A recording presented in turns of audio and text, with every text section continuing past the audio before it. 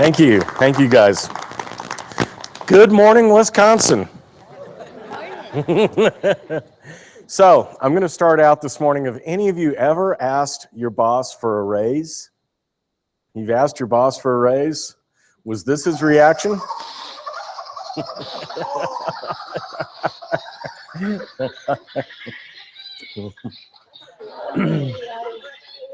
Unfortunately, we're probably going to see that cat again today. But I just wanted to start out with that. So let me ask you, I'm just going to start right into that. Have you ever experienced any of these three conditions? Have these described you or someone that you know? Have you ever gone through a period of you felt like your life was out of control, your spending and your debt was just overwhelming you, okay? And it was horrible. It was a horrible experience. You ever live stressed? Okay, paycheck to paycheck, hand to mouth, as they say. Do you ever worry about your career or your job? You have uncertainty about that. You don't know which way you're going. You're going like, oh man, what am I doing? What am I going to do next? Well, congratulations, because this morning you are here, okay? Now, the pickle barrel that you see that guy wearing was from the Depression area, in the 1930s area. That was the pickle barrel, and that was kind of the guy that was in rags.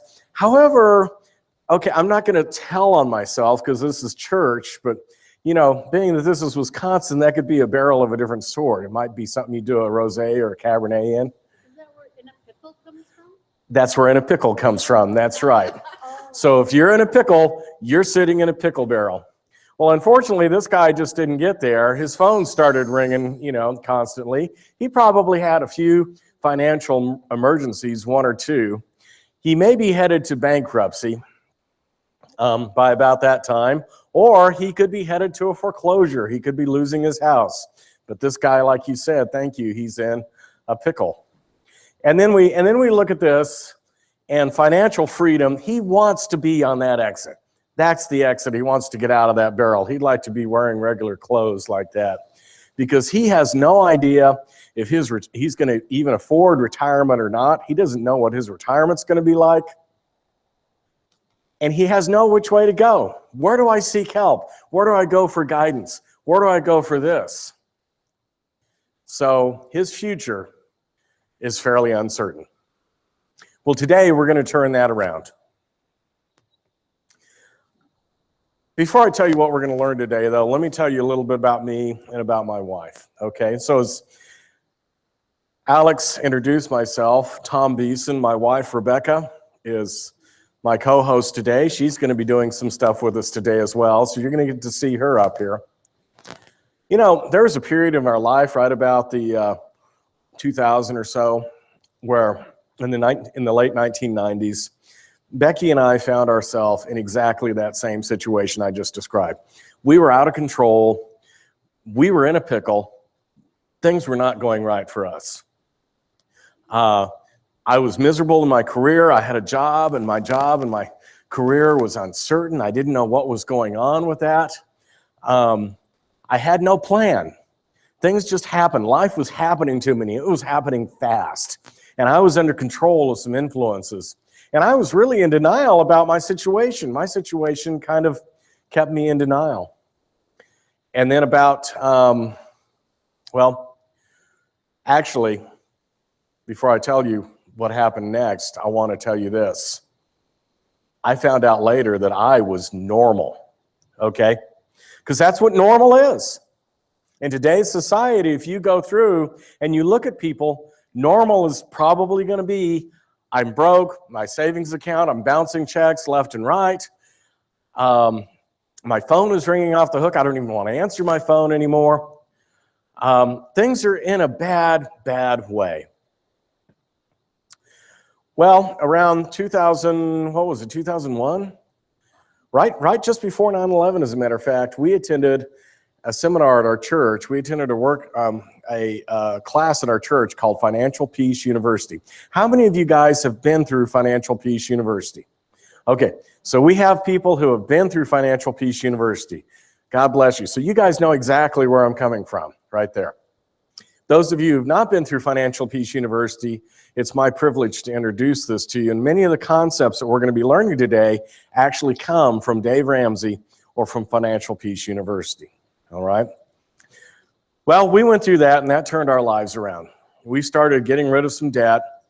Things got much better.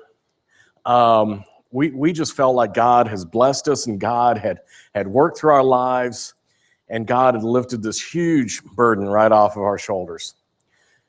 And we were married, but we didn't have any kids, but we wanted to adopt. We had so many life plans and all. And suddenly, life was now by plan. It was not by whatever's coming our way, okay? I wasn't getting run over by steamrollers anymore. Well, about 2003, I decided that I really enjoy teaching. And I went through Dan Miller's 48 Days to the Work You Love, and that helped my career. And I liked doing that so much, I realized that I wanted to be a coach. And so I became a life coach. And I went through a place called Coach University. It's one of the many different coaching seminars that teaches you to be a life coach. And I did an internship with a business coach. I did an internship with this lady was both out of Roanoke, Virginia. We were doing this completely over the phone. Both business and life coach. And so she was helping, guiding me along. And I decided to become a Dave Ramsey certified counselor back in 2003. So I got some money together. I went to Brentwood, Tennessee. I enrolled in the Dave Ramsey class. I met Dave Ramsey in person, and we went through, it was a boot camp, a full weekend boot camp. So I became both a life coach, I became a Dave Ramsey certified counselor, and I became a facilitator for Dan Miller's 48 Days to the Work You Love. So I had set. So gradually, my job was ending. The company I was working for had laid me off and hired me back as a consultant. So now I was working on my own. I was totally self-employed. But I was doing two jobs, consulting in computers and doing my coaching practice. I became, in 2005, the Securities Exchange Commission made a ruling about what certain people could be called. So I no longer could be called a Dave Ramsey certified counselor because the word counselor by the SEC was reserved for those who were licensed in finances, licensed in certain things. I didn't hold licensure and didn't really want to. So coach fit better with what I'm doing. So basically, following those SEC rules, I became a Dave Ramsey certified coach. Okay, I followed that in the early days. The other thing I mentioned on the bankruptcy side was tell you a little bit about that. I was the first company in the state of New Mexico. New Mexico being between Arizona and Texas, in case you don't know where that is. I was in Albuquerque at the time. And in 2005, the federal bankruptcy laws had changed so that when you filed bankruptcy, you had to attend a class before you filed. Then when you went through your bankruptcy, and then to exit bankruptcy, you had to attend another class. I was the first company to teach those tail end classes. They were the post-bankruptcy classes. So I taught a lot of people. I did a lot of seminars. And this is where this seminar, believe it or not, came as part of that. Some of the materials that I'm using in today's seminar, I used back in 2005 to teach bankruptcy folks that were sitting here, okay? And I've got some bankruptcy stories to tell you that'll curl your hair. You know, a lot of people filing bankruptcies. So I did that since 2005. 2007, I went to work for Gerald Champion Regional Medical Center, a hospital in Alamogordo, and kind of took a little time off from coaching. I still had some people that I was coaching on the side, but I worked full time for a hospital in my IT career. Today, I'm here in Milwaukee, and I work for the transit. I work for Milwaukee County Transit. So we do this to help people out, and we just have a lot of fun doing it because we do that. And that's what happened to me. But as Errol Flynn said, I really had a problem reconciling my gross habits with my net income. Okay, that was one of my problems. Okay, I had some really gross habits, and it took a long time for this dumb guy to learn. Let me tell you, it didn't happen overnight. Well, I was normal. I looked down my block and I realized that a whole lot of other people were normal too, because 7 out of 10 households are in either a financial or career distress. I talked to my neighbors. My neighbors are sitting there going, gee, what job do I take? Gee, there was only one guy in our neighborhood, and he owned a Chick-fil-A franchise. And even he was going through some stuff. You know, can you imagine that? A Christian couple. Normal was using debt to build wealth. I bought into that myth. And if you think that using debt to build wealth is going to get you anywhere, then I'd like to introduce you to a different mindset. I'd like to tell you why that's a bad thing. Normal is having car payments over $400. Me. You know, horrible, absolutely horrible. And I see these guys shaking their head, yuck, because they don't want another car payment over $400, but that's normal. Sorry, kids, but Christmas, Santa's broke, okay? You know, I got to tell you that right now. Well, then I started thinking about my retirement, and I had cobwebs in my savings account. What was in my account? A couple of pennies, okay? My 401k, as you see my little nest egg up there, was cracked. And I had a really anemic retirement funds. I was not saving for retirement, as if I just had no future at all. And so my nest egg completely disappeared, and I ended up on Broke Street, retired in Broke Street. I think that's in Wisconsin somewhere, okay? I think I've seen that before. Well, and then we went through a period of time where we had emergencies within our lives that they not only created a crisis when my car broke down, but it also created a financial crisis. I remember clearly my car broken down. It was going to be a $3,000 repair bill. So my car's in the shop, totally disabled, and I'm sitting there thinking, how do I get to the bank to get a loan to pay for this? Okay? Been there, done that. Got the t-shirt. I mean, and it's a horrible thing. You know, it's a horrible feeling. Living on the welfare of others. Mom, Dad, can I borrow some money? Kind of what my teenage son is doing to me right now, you know. It's horrible, but when you have to rely on others, especially family members or friends, to loan you money, that's getting pretty tough, okay? But one thing I did learn was I always borrowed money from a pessimist because they don't expect to get paid back. You know, so hey, that's the way that works. And then normal is doing work you hate. I was stressed out. I didn't like answering those phone calls. I was on call. It was terrible. I was working at 2 o'clock in the morning, you know, but I tolerated it, okay? And I was very confused about what to do, okay? And believe me, Becky can tell you her personal story, how that impacted our marriage and how we struggled with that. And, you know, she had her money budget and I had my money budget, and we're fighting. We're not talking to each other, okay? That was hurting us. So we were kind of in a bad shape. Until one day, Dave Ramsey asked me, why be normal? Why should I be the one having that out of money experience, okay? Why be normal? So today, I got to tell you this. By the end of the day, when you walk out of this seminar, you might want to write the word nutcase on my forehead, okay? You might want to say not normal, okay, right up here. But the problem is that if normal is broke, I'm sorry, folks, but I'm tired of being broke. And I'm ready to make a change. And I'm ready to be against the normal of all these people that are going through that, okay? So there's help.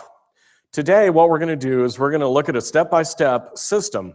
We're going to look at something that will help you develop that personal discipline and that financial control. Now, I got to stop and tell you one thing. In all my coaching, I had a lot of individual clients. One day, I had a couple walk in my office.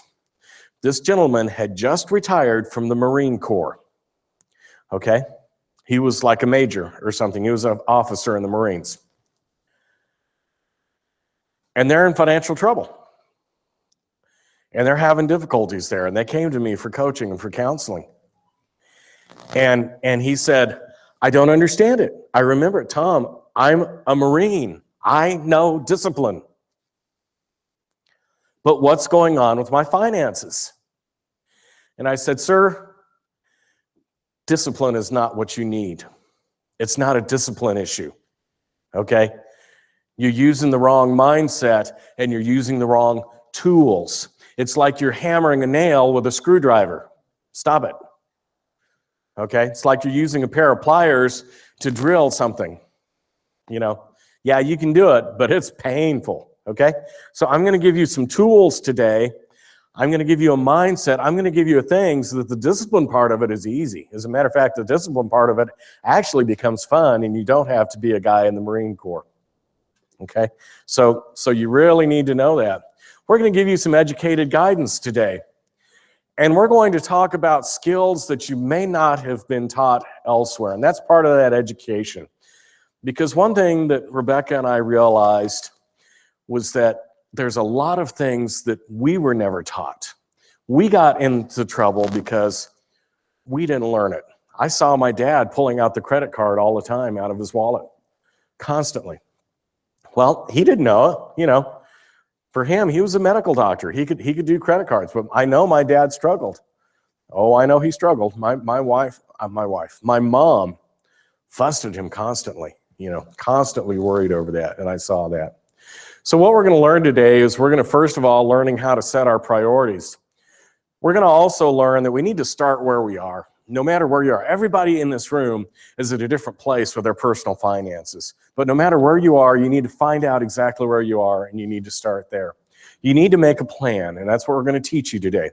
We're going to teach you how to plan.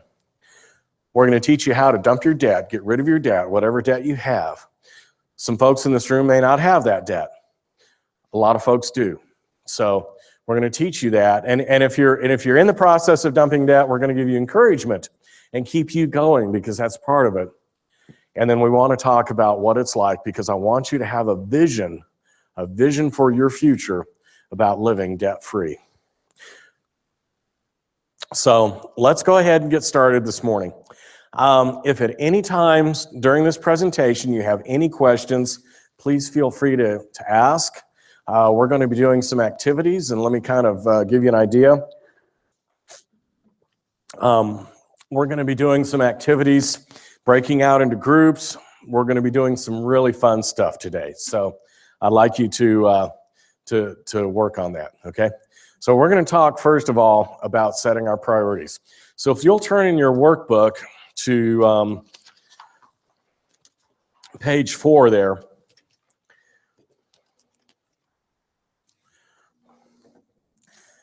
And we're going to look at step 1, which is define your priorities. So let me just go through some slides, and then we're going to go through this material in your workbook, all right? By the way, I wanted to introduce something. There's something, if you look on, if you look in the front cover, there's a couple of cards in that front cover, and they look like this. Now, I'm probably telling on myself here, but I was invited to this big sales seminar recently over at Potawatomi Casino. I only went for the seminar, okay? It's a big technical seminar, okay? It was really interesting because while I was in the restroom there, of course, hiding out, they had these cards there, and these cards said, I think my gambling has gotten out of control. And they were awesome. And I had to grab one of those cards, and I lost that card. I don't know, because I was going to show it to you guys this morning. And then on the back of that card, it had instructions on what to do. Take this card to our guest services department. They will tell our security people, and then we will help you or assist you. I think that assistance was basically escort you out the door, okay? Okay, but you can hand them that card and say, my gambling's out of control, and they'll say, okay, you've had enough, and they'll stop you, okay? So I came up with a brilliant idea. I was going to infringe on their little copyright here. So I came up with these cards that said, I think my spending has gotten out of control, okay? There's 2 of these cards. If you look on the back of this card, I want you to read what's on the back. What you're supposed to do is hand this to the next store clerk that you see. And they'll read it and they'll say, if you're a store clerk and I have handed you this card, please gently tell me no and point me toward the nearest exit. You'll be saving my financial future and my sanity. Thank you. So they'll probably point you to the nearest exit, past the sales rack, past the 50% off rack. Oh, by the way, don't forget to stop there and look at those shoes on your way out the door, but see you. Okay? But I imagine you'll probably take a few store clerks off guard. And just in case, it has our website address that's on there for additional resources, okay? So this card is our gift. We have extras. If you want to take extra of these cards, hand them out to your friends. I want you to hand them out to people as we go, okay? So, oh, where do you work? Oh, Kohl's? Okay, take it to the Boston store, okay? There you go. Make sure it's Boston store. Don't miss this scripture. Don't miss this. The wise have wealth and luxury, but fools spend whatever they get. All right, I'm going to open this up. What does that scripture mean to you? What does that scripture say to you?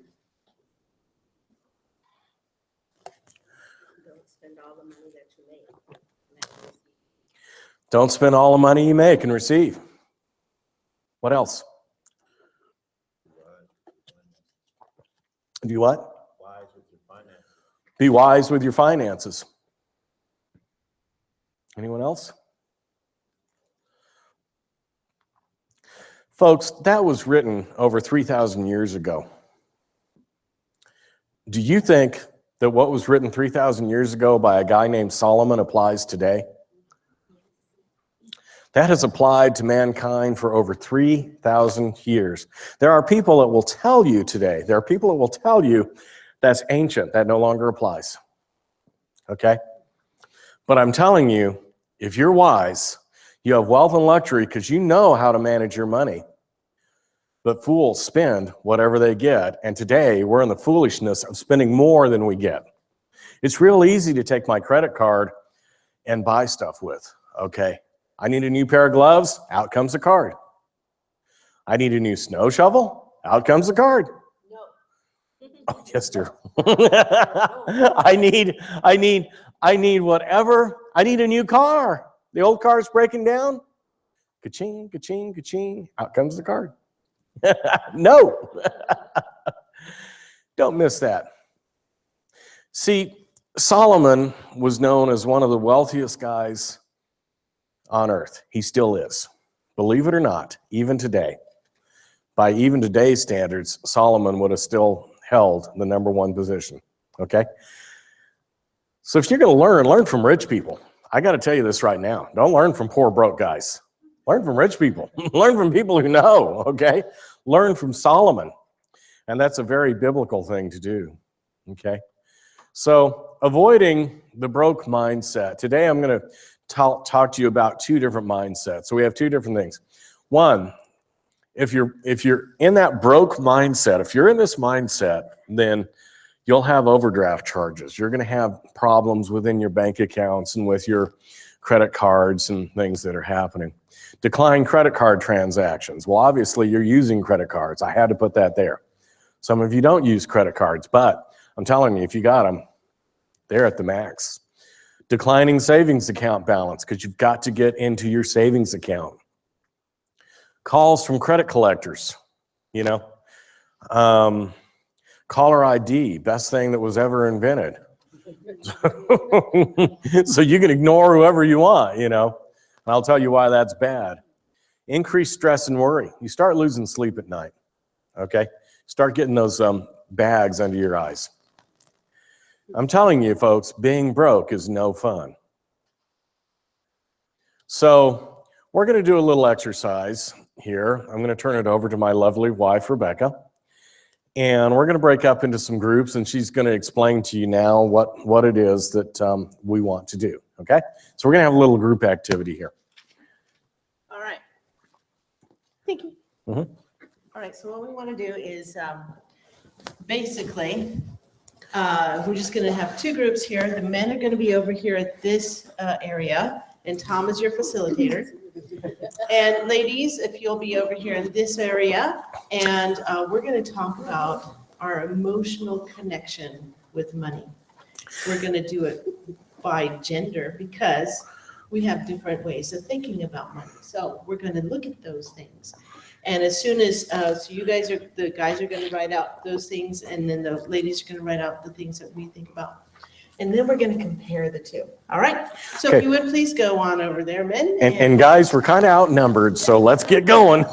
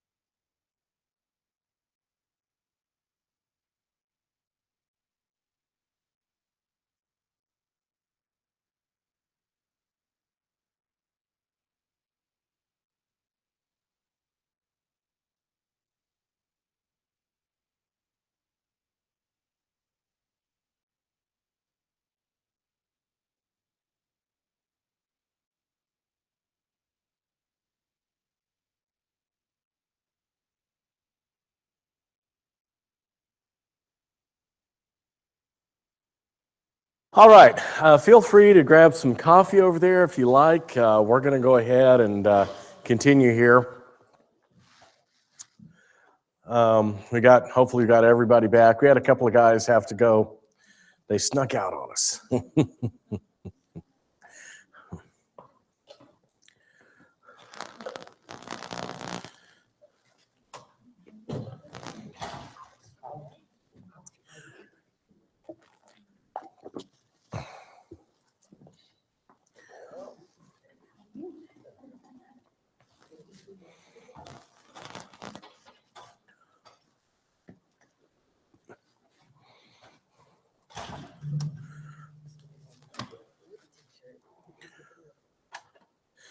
So let's think about some things here, okay? As we look at these two lists, we've got the ladies list on this side over here, and we've got the men's list over on that side. Was that exercise helpful to you as far as understanding how you relate to money? Okay. Because that's really important to understand when you think about your finances and when money, you say, I have a relationship to my money. It leaves me broke. Okay. So, not exactly the best relationship I want to have, right? Okay. I like to have a better relationship than that.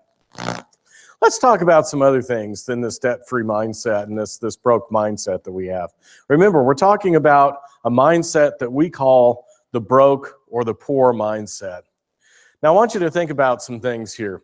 70% of Americans are living paycheck to paycheck. Actually, that's a 2005 statistic. It's probably closer to 80% now. We thought we were getting better.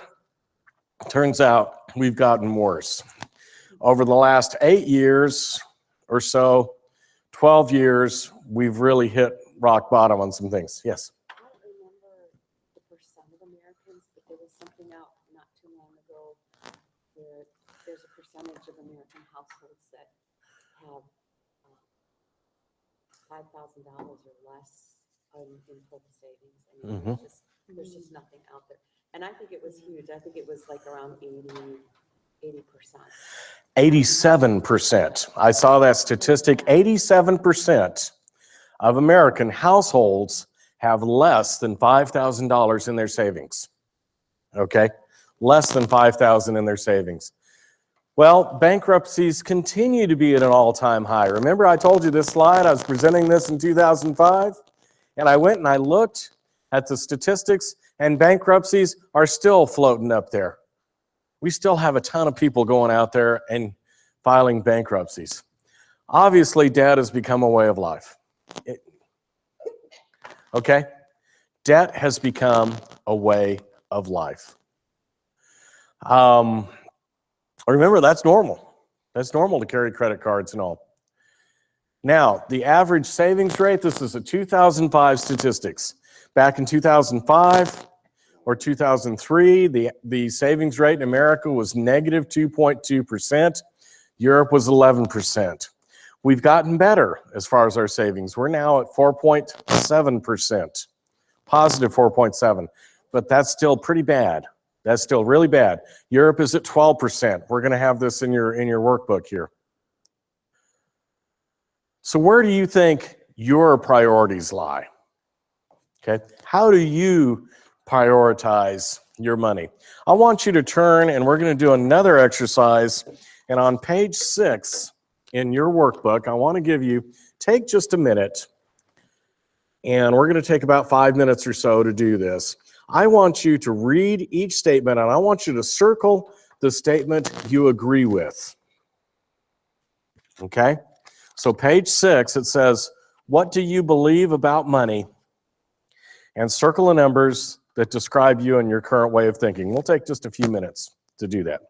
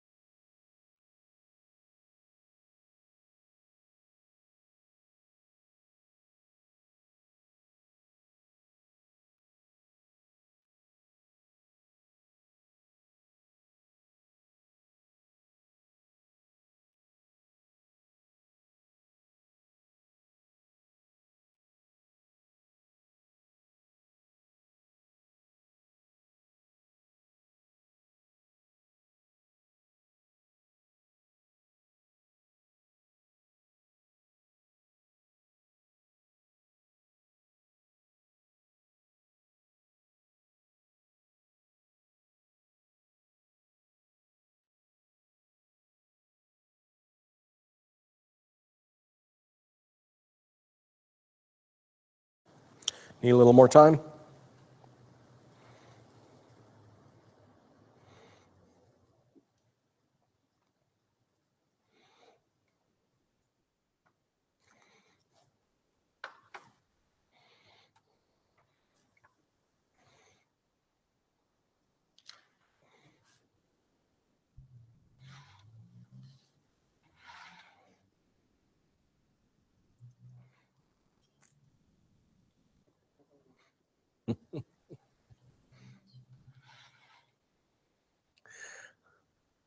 Okay, has everybody had a chance to circle the ones?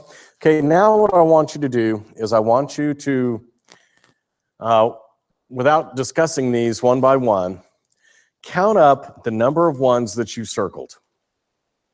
We're going to score this. Count the number of ones that you've circled. If you circled any of them, how many of these statements you would agree with? Okay, count them up. So now now that you counted them up, write that down. And now let's talk about what that means.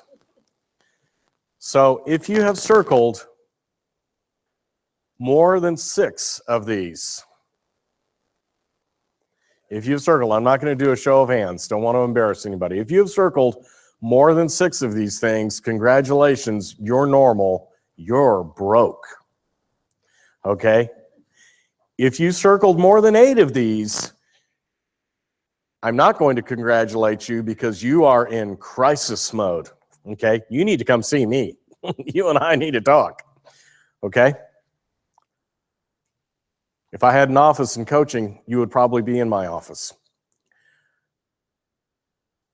If you circled less than 6, you're okay. But you're in not so good a shape, okay? You're going to the urgent care. You're going to the urgent care. If you have circled less than 3 of these, or even 0 of these, I want to congratulate you because you have the not so new debt-free mindset, okay? But this is the mindset of a lot of people today. Now, what we're going to talk about here, and as I go on to this next slide here, is that we've changed in 50 plus years. And we didn't just get here overnight. This mindset that we have today, it didn't just happen, all right? Now, I know some of this is an eye chart here. You see, here's the problem that happened. Back before the 50s, back before 1951, all we had was cash. How many of y'all remember, listen to that, there's my thing. How many of you guys remember when you needed cash? I had a young preacher, when we went to Nashville a few weeks ago, there was this young preacher, he's a millennial, and he was lamenting how when he remembers that when his parents needed cash, they would have to go to the bank, have to walk up to a teller, take their checkbook, write a check to cash, give it to them, and they would get money. They didn't have ATM machines. Well, they just started ATM machines. Okay. So maybe you went to the ATM machine. That was your common thing. And you had to get there before the bank closed at 3 o'clock. And if you didn't get cash out from your bank that day, then, well, you didn't have cash. You know, there was none of these ATMs in the middle of the night. Okay. You guys remember that? You guys remember that? Okay. I remember I lived in Los Angeles, California for 5 years. I lived in LA for 5 years. And then I moved to a little town called Fort Davis, Texas. Anybody heard of Fort Davis, Texas? Okay, Fort Davis, Texas. 800 people in the middle of nowhere. I worked for the McDonald Observatory. I worked for the University of Texas. Okay, so hook 'em horns. Yeah, there you go. Worked for the University of Texas. I went to the one bank in town, Fort Davis State Bank, to open an account. And the lady who was opening my account, she says, Mr. Beeson, I'm really sorry. We pride ourselves in knowing everybody. 800 people. Yeah, they're going to know everybody. Believe me, in this town. You sneeze, someone across town says, bless you. Okay. How'd you hear that? She says, Mr. Beeson, I'm sorry. We pride ourselves in knowing everybody by name, but the Federal Reserve now forces us to use account numbers. And I'm looking at her going, ma'am, I just moved from Los Angeles, California. Everybody was an account number there. They didn't know my name. I was blown away. This is a real old-fashioned bank, okay? So 1951, Jim McNamara came out with the first credit card. The story is that he went to a restaurant, and in New York City, a nice swanky restaurant, took one of his partners there. He was a big financier, big banker. Oops, he forgot to go to the bank, his own bank, and get cash. So embarrassingly, he had to call using the one and only phone at the restaurant. There were a lot of phones, and ask his wife to go to the bank, get some cash, and bring it to him so that he could pay his bill. He was embarrassed. So Mr. McNamara, out of his embarrassment, came up with the idea, man, I wish I could pay credit, for that. Well, he's a banker. So in 1951, he came up, devised the first credit card. It was called Diners Club. Okay, obviously Diners Club because it was accepted at 23 of New York's finest restaurants, and on that day, Diners Club was born. And the stigma of the really rich people with Diners Club, now I could put this Diners Club card down and I could walk out the door and I'd pay up with the restaurant at the end of the day or the end of the month or whatever. All right. So 23 had about 200 members. Okay. Well, this credit card thing started to take off, and in 1959, the year I was born, Bank AmeriCard, which is now known as Visa, this bank in California, dumped 60,000 credit cards, brand new Bank AmeriCard credit cards. They had 60,000 customers in the Los Angeles area. In Fresno, they dumped them first in Fresno. If you've ever been to Fresno, there's a reason why it's called Fresno. Okay, Carol Burnett did the greatest thing, it's the raisin capital of the world, okay? Anyway, they make raisins there. 60,000 of them. 60,000 people got a card in their mailbox. Oh, what's this? Oh, I have no idea. And then they started seeing merchants who said, Bank AmeriCard accepted here. Oh, really? I can take this card that I got in and I can go out and I can buy that snow shovel? No. Okay. So anyway, so wow. So suddenly our lives changed, okay? So this is an important thing that we have. So credit started getting more and more into our lives, and we begin to realize that it was very easy when we wanted to go out and we wanted to spend something. Instead of pulling cash out of our wallets, what we would do was we would pull this card out, okay? And we would pull a card out and we would say, Home Depot, just happen to have one of those. Home Depot, here you go. Ooh, I could get lots of stuff from there. I could get saws and hammers and stuff. Oh, want to go on a cruise? How about Carnival? Woohoo! Hey, I'm living the sweet life now, okay? Get ready to cut those out. So pulling credit cards out of your wallet became a way of life. And now we have these things called a debit card, which we're going to talk about there. 1985, the United States, it got so bad, we became a debtor nation. What do you think that means? What does debtor nation mean to you? We're a nation that is in severe debt. 1985, that's where it started. Do you think 19 trillion was there? Wow. We became consumers over producers. We were not putting out a gross domestic national product, okay? In the 1960s, we purchased everything with cash. Today, cash is rarely used. We very rarely use cash. Now, something that it gets really worse because there's some things that your bank, because I'm telling you, Bank AmeriCard had a plan. They became Visa. Do you think Bank of America, they're around today, they're a major bank, okay? What they didn't tell you was that debt Making loans is a product. It was a product in the 40s. It was a product in the 30s. How do you think the Depression happened? Think about it, okay? The Great Depression. They didn't tell you that you're worth nearly $500,000. Each one of you is worth $500,000 to your bank. Don't believe me? Check this out. Your bank will spend billions to advertise to you, and each of you, on average, with your mortgage included, will spend nearly $400,000 or over $482,000 in interest over the next 37 years. Now, that sounds like I'm exaggerating that number. Actually, that number is very conservative, because we took that average number, we took the average mortgage, what you pay, and look at your mortgage statement. If you don't believe me, look at your mortgage statement. Look at the interest you pay on those credit cards. Look at the interest you pay on your car loans. Look at the interest you pay.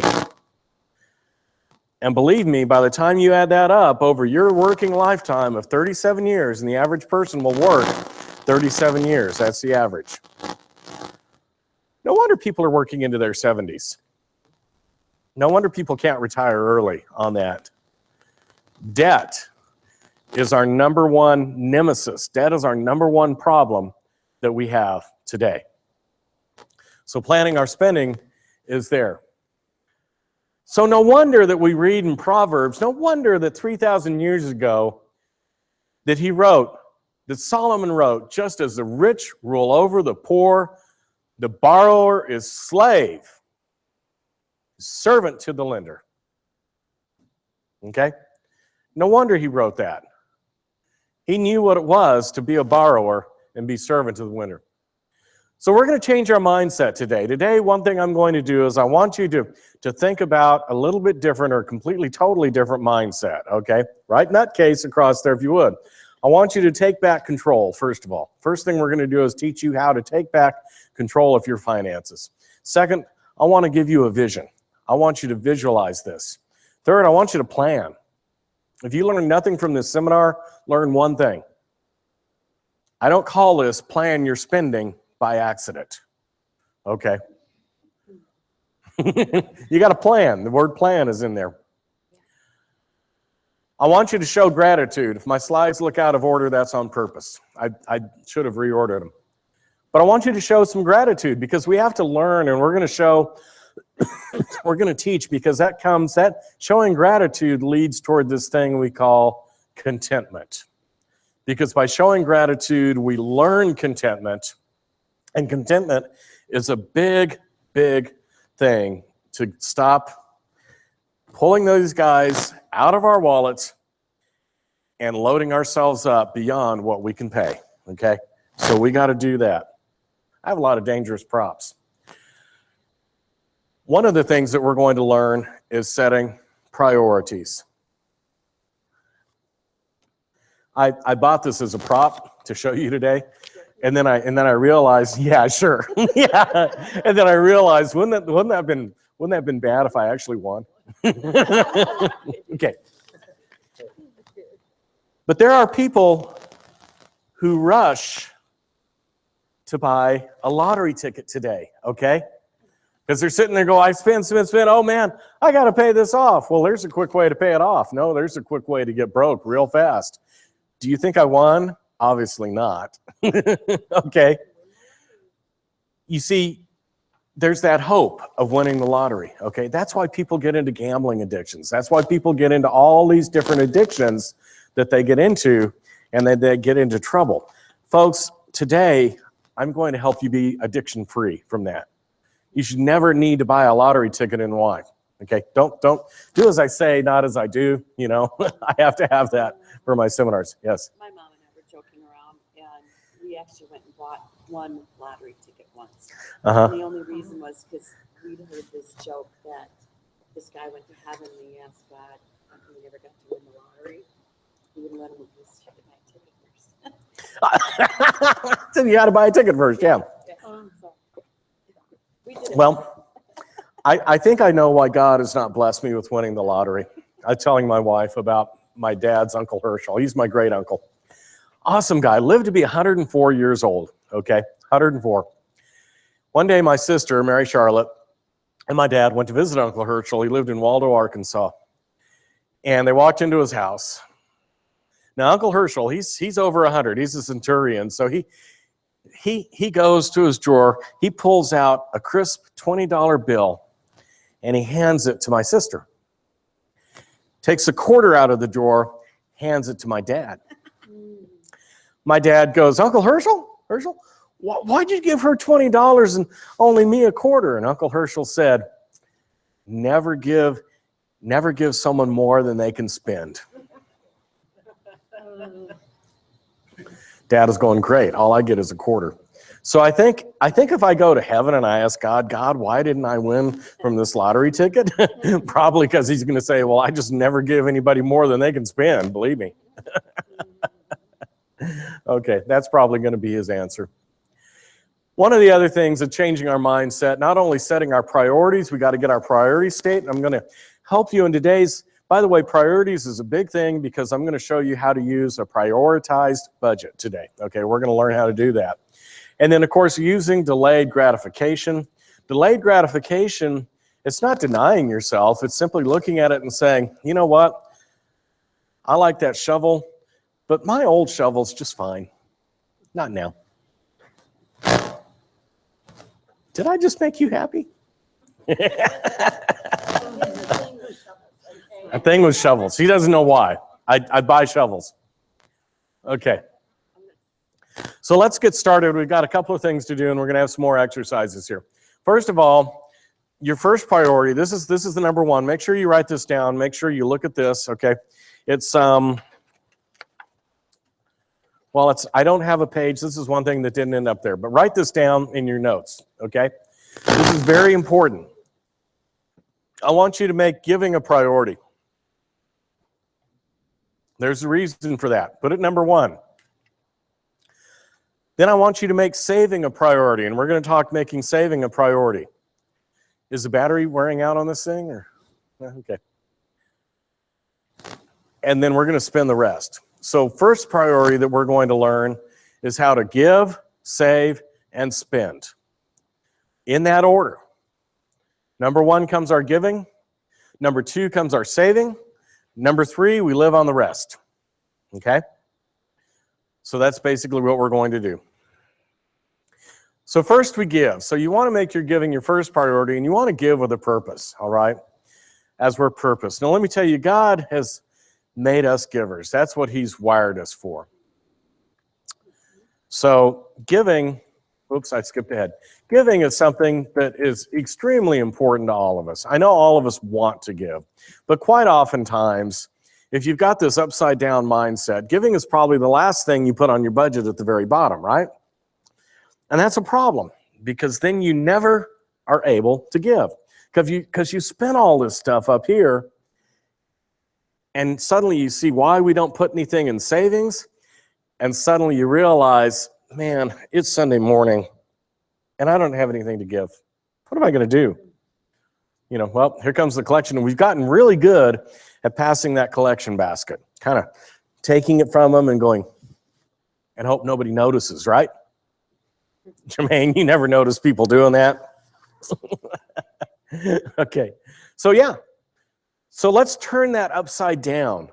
Let's put the giving as the priority. I'm going to give first. I'm going to save. I'm going to put a little bit in savings, just a little bit. And now I'm going to live off the rest. Try that. Try turning that budget. Try taking that budget and turning it upside down, okay? Try doing that for a change. We're going to teach you that a little bit later on today. You know, you need to pay yourself. You work hard for your money. So savings is a priority. You've got to put savings in there. You have to save for emergencies. First thing you do is you save for emergencies. If you want to cut these up, if you want to take these scissors and you want to cut up these cards, you got to save for emergencies. Otherwise, this becomes your emergency plan, and it's a lousy emergency plan. Let me tell you another story about what happened to Becky and I when we were going. This is so bad. Some of these stories are kind of self-embarrassing, and I'm sorry, but how many credit cards? We had 11 or 12. We lost count of the number of credit cards we had between us, didn't we, at some point? I couldn't remember what it was exactly, but I do remember, I think, Rebecca, you'd seen that on Oprah once, where they said, take one of your credit cards, put it in water, and stick it in the freezer. Oh, yeah. And then when you have an emergency, thaw it out, right? Can you imagine what one of these looks like after it comes out of a microwave? Yeah, we did that, okay? So we did that. And then at the height of our crisis living, I found that credit card in the back of the freezer. Once I realized what card it was, I realized that I had skipped several payments on it. They had closed the account, and I was overdrawn on that card. Some emergency card, right? Even my credit cards couldn't keep me in an emergency because I was so overspent and so strapped out that even this quit working, okay? So when we went to Financial Peace University, when we said the first thing we're going to do is we're going to save for emergencies, I thought, okay, if I have some cash in the bank and save, and that's my emergency fund, then we're going to do that. So make saving a priority. Now, there are other reasons to save for emergencies. You may want to save for purchases. We call that a sinking fund. Can you imagine paying cash for your next car? Well, that's not going to happen if you don't put those car payments ahead of time, okay? You might have to drive an old junker for a while. And some of these used cars aren't so bad. I just bought a used car not long ago. Henry, there we go, Henry. Henry, if you haven't ridden in Henry, you're blessed. Thank God. Okay. Save for vacations, you know. No more going on a cruise with a credit card. I'm going to pay cash, and I'm going to walk away from that cruise, and it's going to look nice. Saving for gifts. What about Christmas time? This is a hard time of year for people because they're like, oh, I need to save. Oh, what's going to happen with that? So make saving a priority. Now you get to spend the rest. Woohoo! But even then, when you live off that rest, you must spend with a plan. You need to first pay. There are what we call, Dave Ramsey calls them the 4 walls. I call them the necessities. But whatever you call them, first thing you do is you pay your mortgage or your rent. Do not lose your house. Okay? I don't care if Visa or MasterCard or Kohl's or, sorry, or whoever, or Home Depot is yakking at you. They don't get the first payment. The first payment is your mortgage company or your landlord, okay? Second, you need to get places. Now, I work for transit, so buy an M card because you may need to ride the bus. I'll be happy to tell you all the locations where they're sold, okay? You have a car, you have to get gas in your car. My son found that out this week. Calls his mother and I up, I'm out of gas. The only time we let him drive our car, and he runs the thing out of gas, okay? And he's way across the other side of town. We didn't know where he ended up. You need to eat. You might need, like me, to be medicated, okay? So, you know, so food and medical, you need to take care of those. And then basic clothing. And folks, I hear this a lot. Well, clothing, what's the big deal with clothing? I don't buy clothes. Oh, yes, you do. You know, you buy clothes more often than you realize, okay? You know. So, and then finally after that, you pay down your debt. Yes, ma'am. I think in the 50s, they said women had 7 outfits. Mm-hmm. An average of 7 outfits. In the 50s, women had an average of 7 outfits. Ladies, what is that today? 70? I don't know. Dresses, 3 pair of pants. Yeah, we got a lot. Yeah. I'm telling you, yeah, we had 7 outfits. Seriously, we need to go through our closets, folks, because some of us can get rid of a bunch of that, okay? And finally, the last thing that happens on our budget is we do plan to blow it because we're human. And so we create this little category on our budget called the blow category. That's for blow it, because we need to plan to have a little fun. We need to plan when, things don't exactly work right, so we need to fund that. We have to have a little buffer in there, all right? And this is all doable, and I'm going to show you how it's doable. All right, so if you would turn to page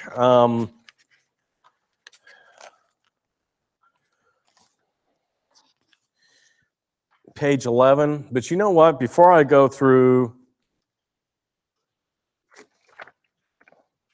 this, I skipped ahead. I've got a slide that's out of there.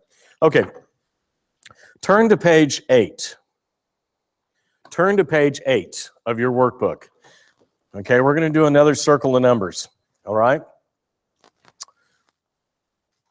Now I want you to compare what's on page 6 with page 8, but we'll do that later. But right now, page 8, take a couple of minutes, circle the numbers of the statements that you agree with. And I'm going to ask you, if you agree with these, are you willing to adopt these statements as part of a new mindset?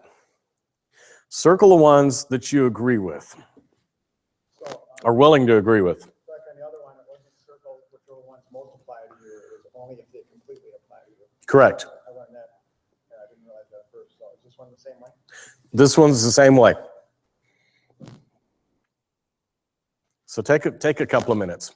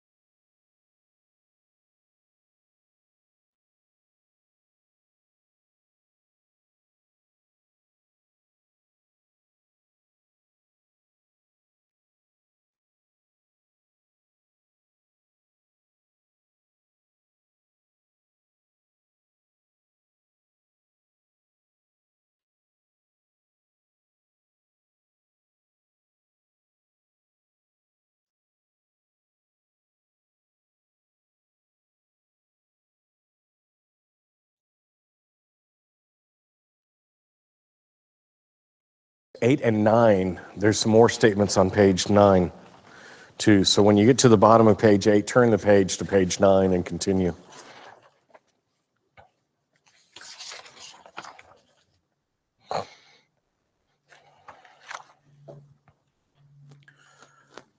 So the next exercise after this, oh, forgot that.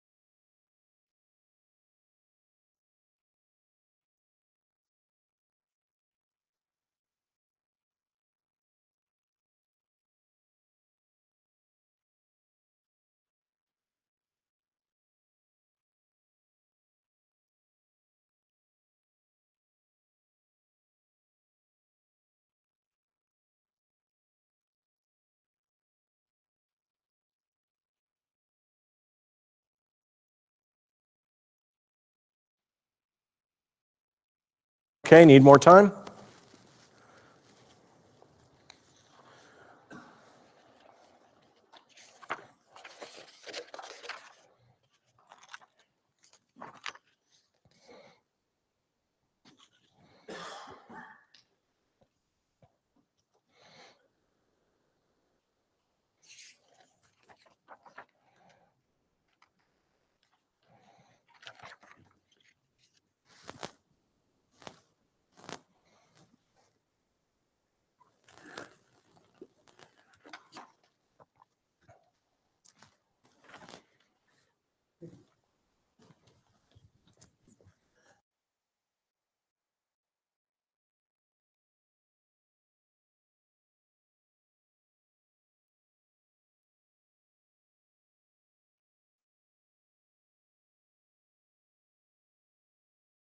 If you're finished up, we're just going to take a 5-minute break, and then we'll come back and talk about Super Savers, okay? But do you see the difference in the two lists? If you compare the two lists, now I hope you circle nearly every one of those, if not every one of those. Huh? Oh, okay. So, so basically, okay. So that mindset that I'm trying to get you to adopt, understand it's completely different. So what I challenge you to do is after today, after the seminar, go home this evening and read through those two lists. And I'm going to ask you to do something else. I want you to sign your name to the bottom of that second list. I want you to make a commitment to yourself. If you're ready to commit to yourself, to that mindset, because it is different. It's different. And when you put that mindset into action, and everyday action, it's tough. But it's worth it. It's worth everything. And so we're going to talk about those priorities and values a little bit later, okay? So as we get into more meat and potatoes and more things, I'm setting the stage for what's coming up next. Okay. Take a 5-minute break, just a quick break, and then we'll get back together.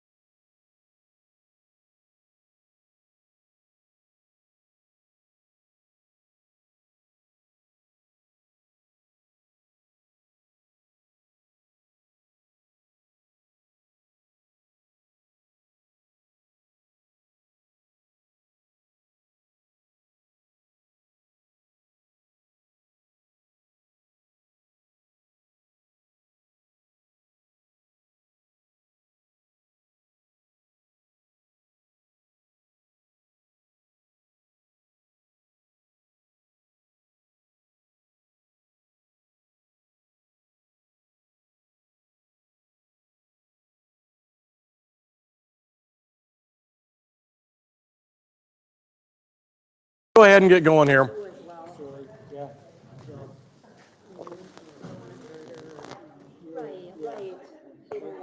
If we could get everybody to go ahead and have a seat.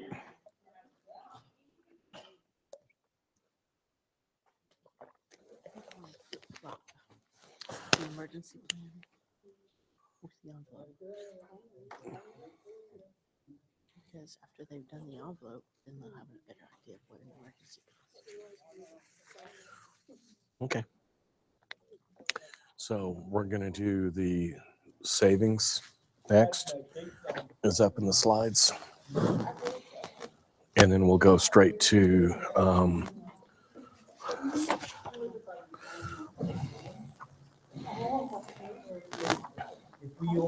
well, we already took a break. So I'm going to go through Super Saver.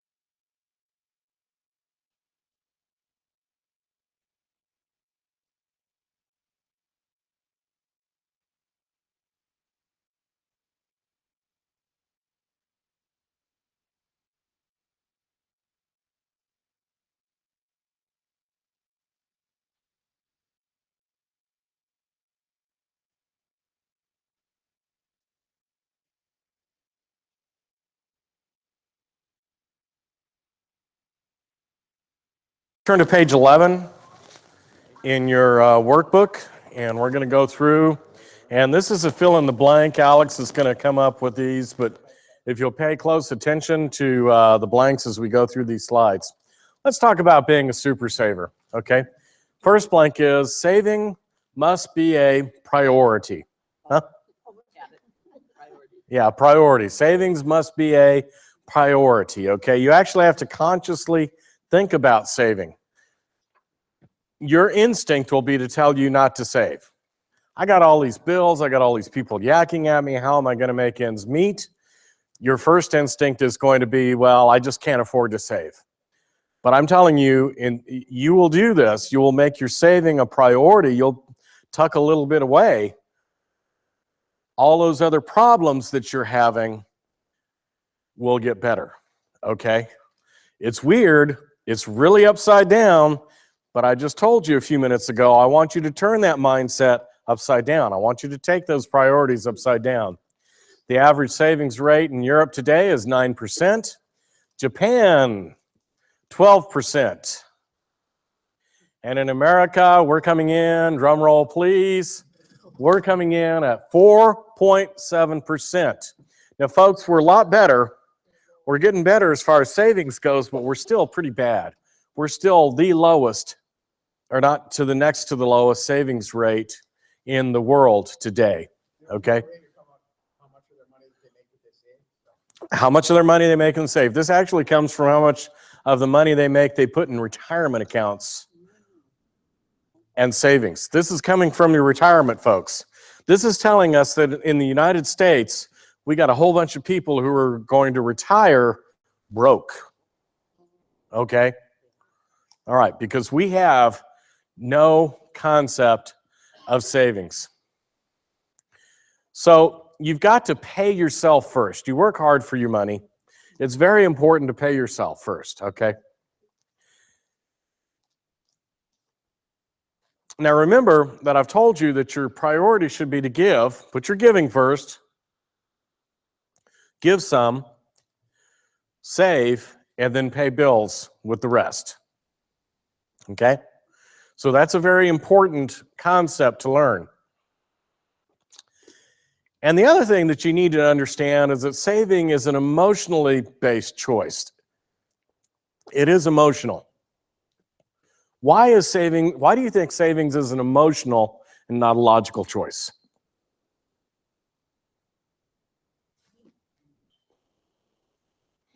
This is a weird one, isn't it? Depending on how you feel about your money, you may or may not want to put something away. You might want to say, oh, I need to get this instead. So Uh-huh. that I'm okay for today. Yeah. Exactly. Depending on how you feel about your money. Remember, we have a relationship to our money. We feel about money. Folks, I'm going to take these feelings away from you. I'm going to make it a more logical choice because it makes more sense. It makes more sense to save money than it does. If you go with your feeling, how I feel today, you probably will not save. Okay? You probably won't. Yes, sir. I think now when we spend money, we use the term need instead of want more. You know, Black Friday, I need to go get a new TV.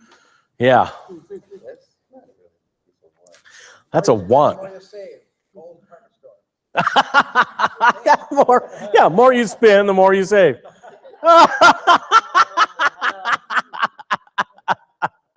At Boston store. Okay.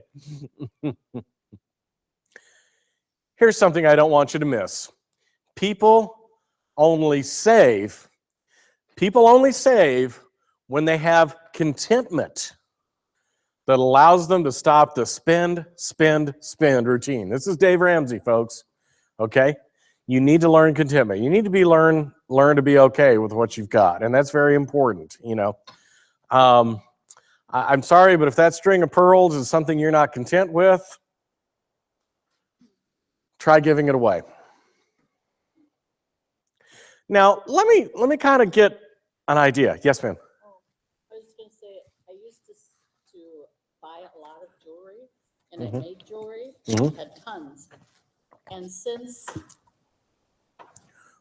marrying Orlando, Mm-hmm.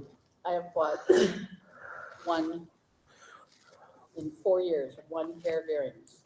Wow. And it's because I realized, you know, he's my jewel. I'm just content. Aw, there you go. And so, right, the contentment takes away the desire to spend. Yeah, I'm perfectly content. There's a lot of things we can be content with, okay? Okay. Now, folks, try to understand that building wealth is not evil and it's not wrong, okay? Many people think that, well, if I become rich people, and the goal of this seminar is not rich people.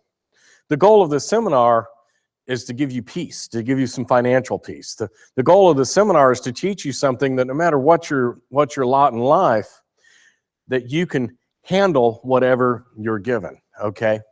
But building wealth is not evil or wrong, all right? Money is amoral. What does amoral mean? Well, if I took a brick and I used that brick, I could use that brick for many different things. One, I could go build a homeless shelter with that brick. I could join it with a bunch of its brother and sister bricks and cousin bricks and build a nice homeless shelter. I could take that brick, go out on the street in today's civil unrest and throw it through a shop window. Or throw it at somebody, okay? Is the brick bad or evil? No, it's just a brick. Money is exactly the same way, okay? Money does not have actual morals. It's how you use the money that has the morals attached with it. Does that make sense? Okay? All right, I could go take $20 and I could go feed a homeless person. I could take $20 on the streets and buy drugs. So don't associate. So money is amoral. There's no morals associated with money itself. Uh-oh, what happened? There we go. Remember, and we talked about this, Jermaine, for the love of money is the root of all kinds of evil. This is 1 Timothy. It's not money that is the root of all evil. It's the love of money. Oh, thank you. So why should we save? One, we save for emergencies. We save for purchases. We save for retirement. But we start saving now, okay? We got to get that savings in now. So now we're going to talk about planning for emergencies. We're going to have an exercise, but we're going to do this a little bit later on because we're kind of behind time. So we're going to do something. So first of all, I'm going to ask you, what is an emergency? Somebody just tell me what an emergency is.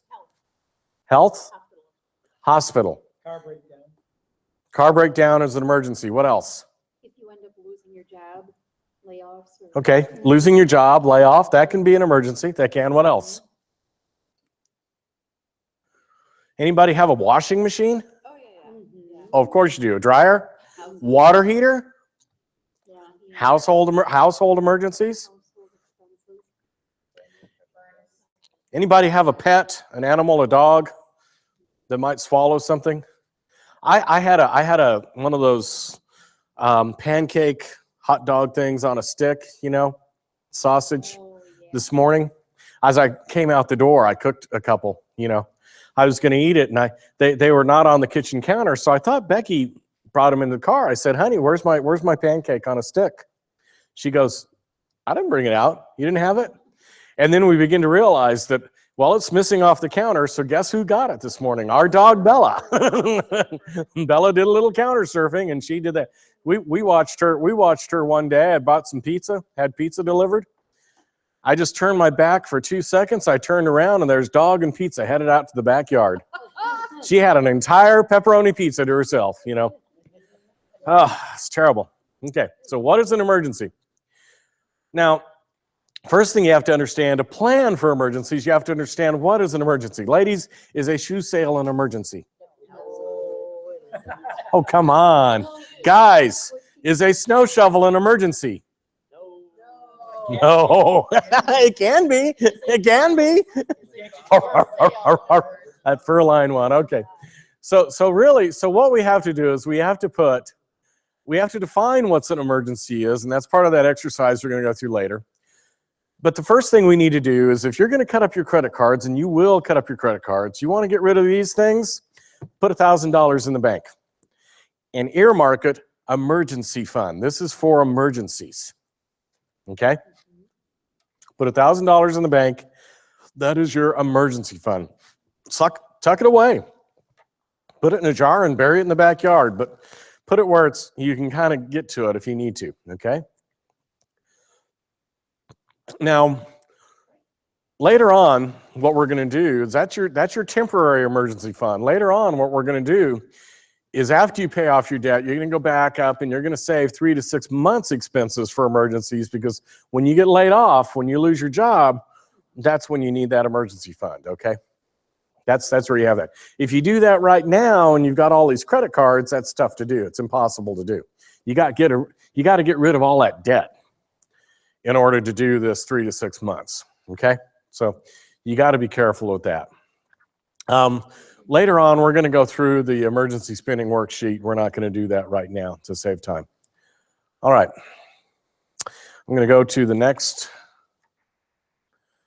stack. Here we go. Okay, thanks, Melinda. So I asked my wife if I could buy a snow shovel, and do you know what her response was? It's not in the budget. It's not in the budget. Okay. Better than a snow blower. Woo, not just any snow shovel.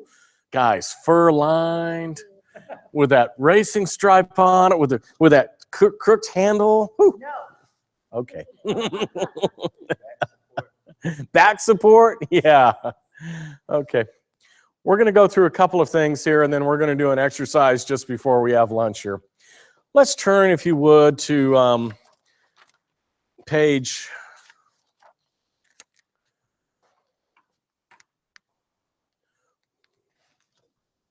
We're going to start about page 14 here.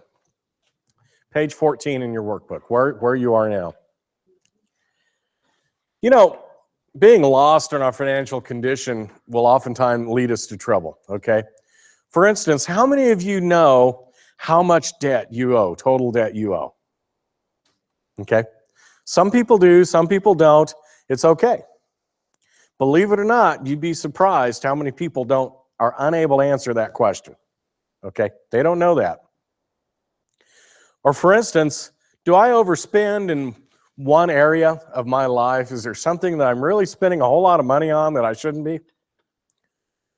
Or am I living within my means? You know, am I needing to use those credit cards so much that those credit cards, that credit is just running away on me, okay?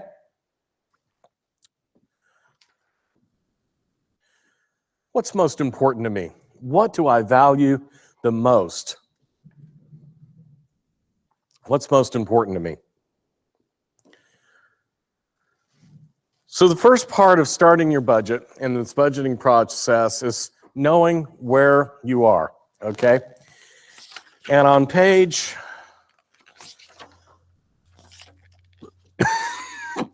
excuse me, page 21 of your workbook.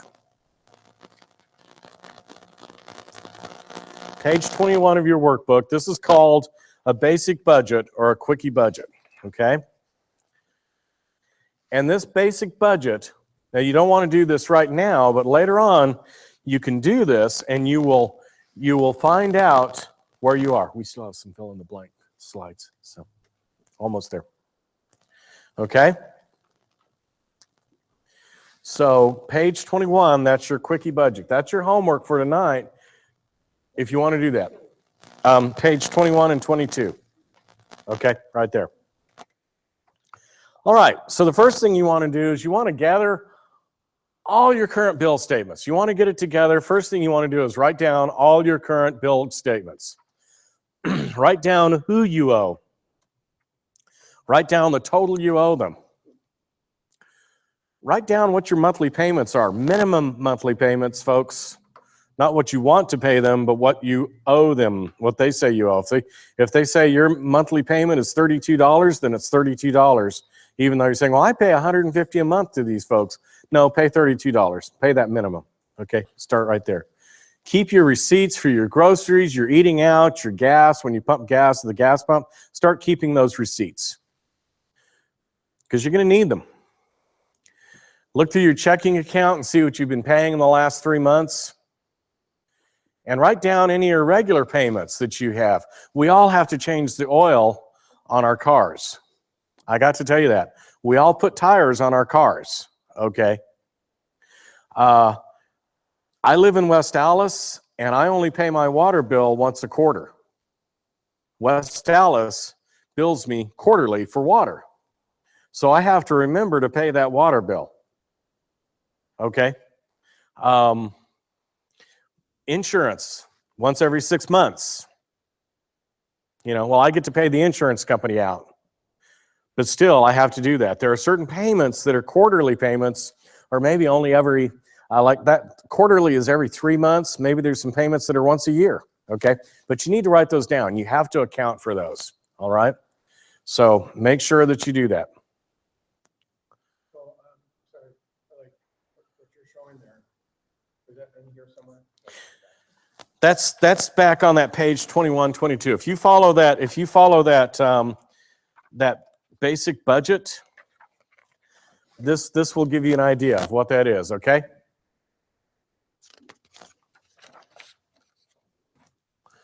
All right. And there are worksheets in the back that will help you. If you look in Appendix A that comes there, there are several different worksheets. If you look in the forms and exercises, we have a consumer equity sheet. Do you know what your net worth is? This will tell you your net worth. It's the value of what you own minus the value of what you owe. You add that up and that becomes your net worth. What you own minus what you owe, okay? Your income sources, lump sum payment planning, which is you know where you go if I want to take a nice vacation. How many of you guys are going to take a vacation this year? Or next year? Sorry, next year. Okay, next year, 2017. Okay, wouldn't it be nice to start planning for that now? You know, because I'll tell you, you'll be there. you've got your monthly cash spending plan, which we'll go over, all right? So with that budget, that basic budget on page 21 and 22 is something very important. All right. So back on page 14, we all have a compass. I'm going to ask you guys, close your eyes for a minute. I want you to close your eyes, okay? Without looking, don't look, point north. Point north. All right, open your eyes and look around you. There's a whole bunch of guys pointing in the whole different direction. According to my GPS compass on my cell phone, that's north. Some of you think north is that way. Some of you might think north is over there. Okay? If you go into Florida and you go that way, you're going the long way around. It's going to be a long, cold ride, okay? Your compass is what, but here's the problem. Our compasses get out of whack because we're influenced. We go by what we feel. So if you go by what you feel, you're going to get a lot of pain in your life. So our compasses, what we need to do with our compasses is we need to get them pointing correctly. But in order to do that, we have to take some influences away. For instance, we have to balance our checking account because otherwise that's going to be one of those magnets held around that compass. If we don't have a monthly budget that we do, a spending plan, then our compass will never know where we are. We'll never know which way we're going. If you're unwilling to wait, if you don't use delayed gratification or contentment, your compass is going to be sitting there spinning like a fan. You can cool yourself with it. If you're getting calls from creditors, and this is the number one issue, a phone call from a creditor can ruin your day. Okay, can they? Can they not do that? And they'll just sit there and they'll rag you, and they'll tell you all sorts of nasty stuff, and you'll get there, and the next thing you don't know where you are. I'm lost. Pressure from a salesperson can be just as equally bad. Okay, just as equally bad. When you get a good salesperson, I like being sold to, but whoo, boy, I tell you what, salespeople, you got to watch them. They're sneaky.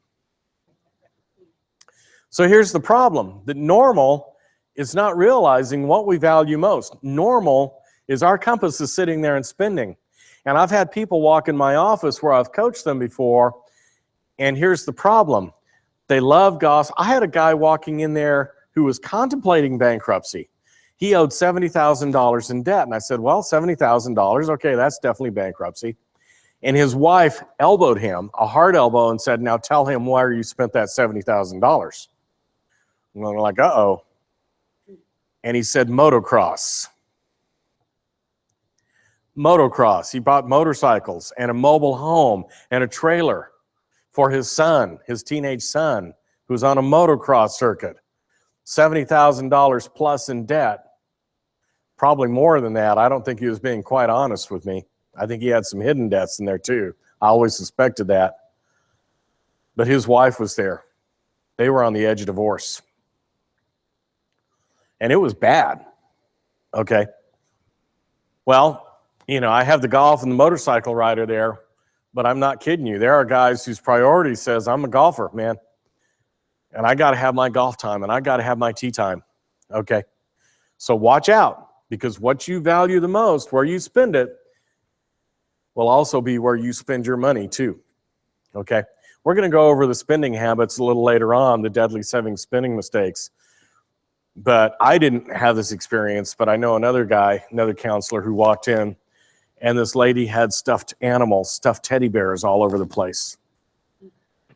But he was there to deliver some food from one of the food banks.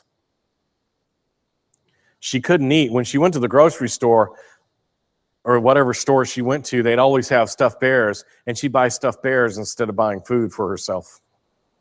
That's how bad it got.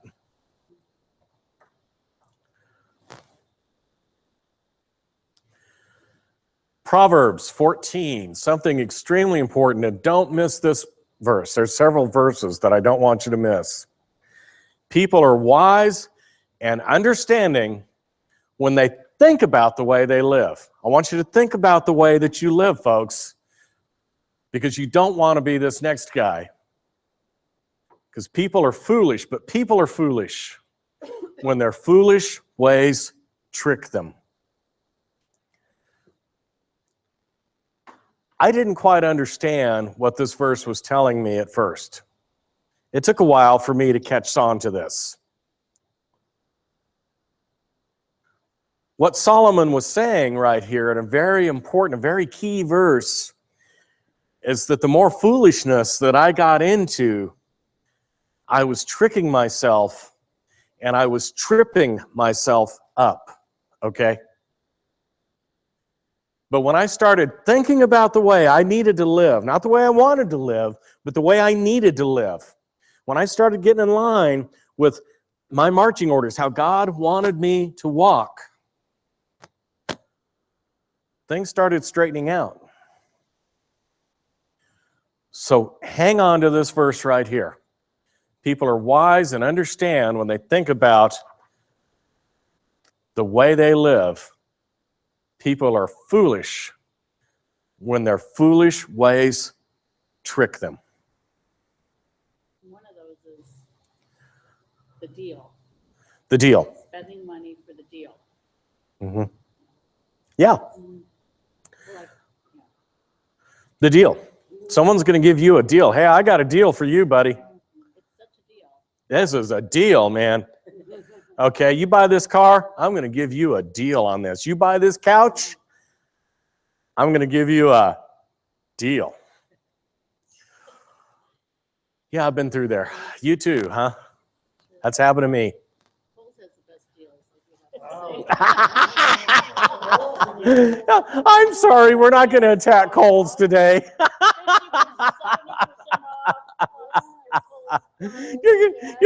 You're gonna go back to work. You're gonna say, "Boss, I went to a finance seminar and they beat us up." Money. Okay. Okay. Something else too. I need to point this out. Values and your values and your principles are not the same. Okay. What you value and your principles are not the same. So we're going to explore on page 15 and 16. Your homework is to go through those. But if you'll look on page 17, I want you to turn to page 17 and 18, please, in your workbook. Values is what's important to you. Principles, values are what we treasure the most. That's what's important to you. We treasure our values, but our principles are the boundaries by which we live each day. Okay, now catch that. We have values, what we treasure, but we also have rules or we have boundaries. When people do not accept divine guidance, they run wild. And believe me, I've run wild in my early days. That's another one that Solomon came, okay? I need divine guidance. I need to be guided by divine, okay? I really do. So that's really important to understand that. You don't want to be running wild with your finances. So values and principles are not the same. They sound the same, but they're not. So we're going to take a look at a couple of values, and we're going to take a look at some principles. I think we've talked about values enough.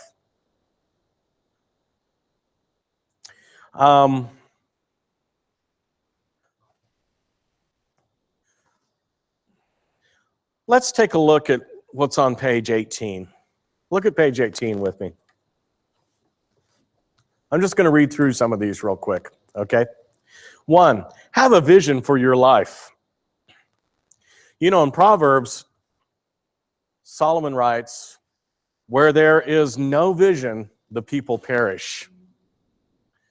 He also says, when people do not accept divine guidance, they run wild. But in Hosea, a people without understanding will come to ruin. So do you understand? If you understand how money works and how your finances works, you're not going to come to ruin. So have a vision. A good name is to be cherished above all. This is so important. We've lost this in our society. This has been really watered down because, you know, people run around and they don't care if they have a good name or not. You know, their reputation's been tarnished. Maybe that's normal not to have a good name. Don't be normal. Have a good name. A good reputation and respect are worth much more than silver and gold. That's a very important one. Humility and serving others are key to building wealth. Proverbs 24, have respect for the Lord and don't be proud. That will bring you wealth and honor and life. Now that's a key verse right there. Have respect for the Lord. Something else too, having a written monthly cash plan, wise planning will watch over you. Understanding will keep you safe. And then finally, you need to plan ahead. You need to plan for those emergencies and those hard times, because 3,000 years ago, Solomon wrote, see, this is old stuff. See, we've been doing this for 3,000 years. Solomon wrote, the wise look ahead to see what is coming. Fools deceive themselves. So you need to be wise. You need to be looking ahead to see what is coming.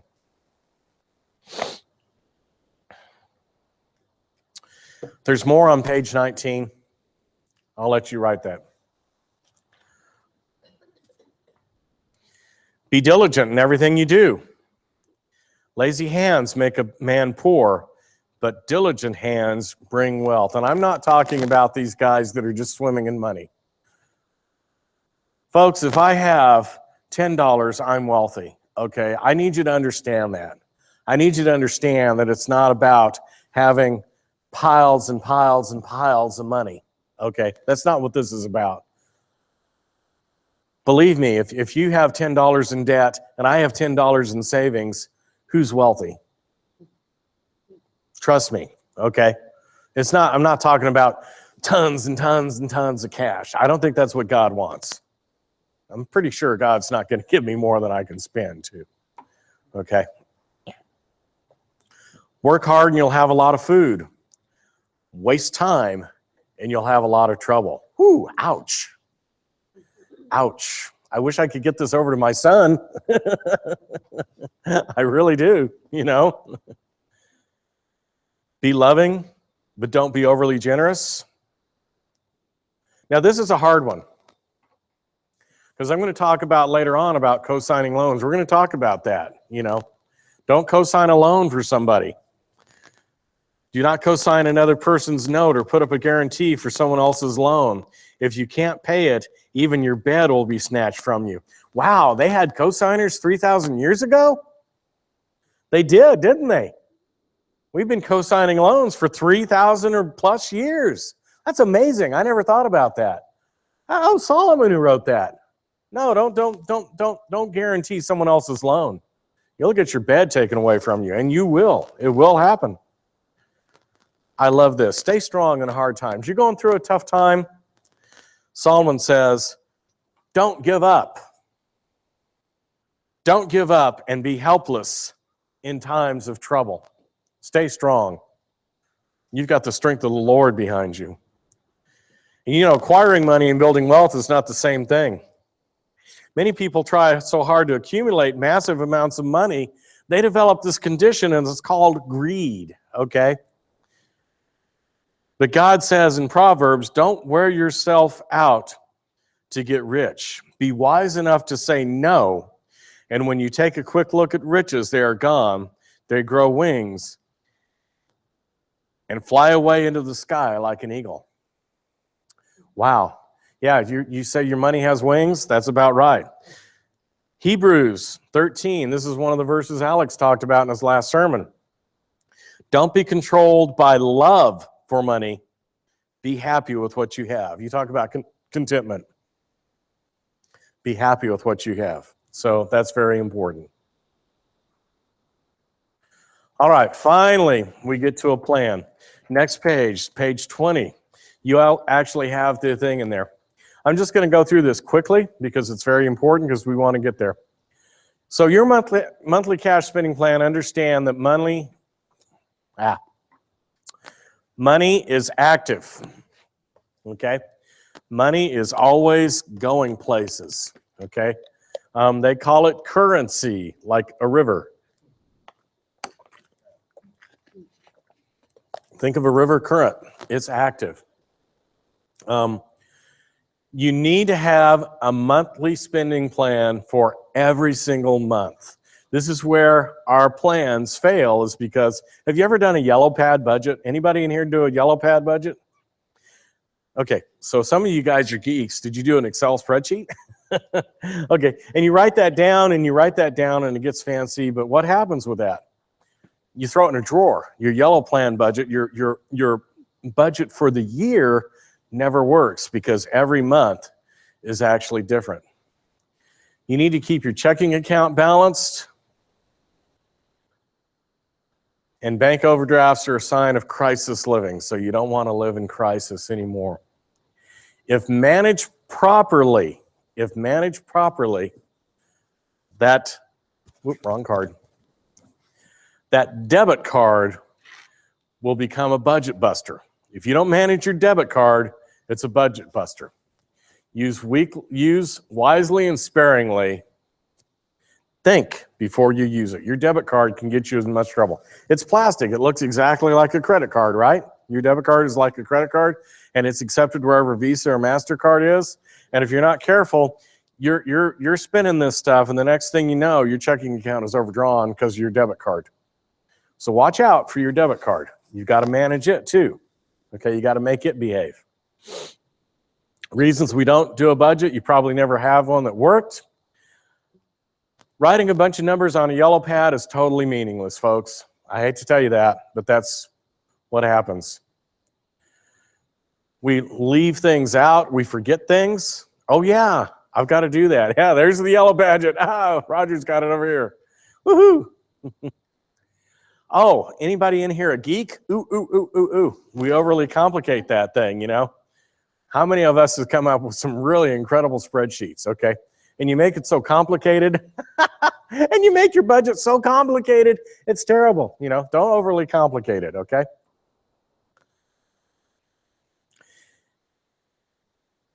And we try to live on a yearly budget.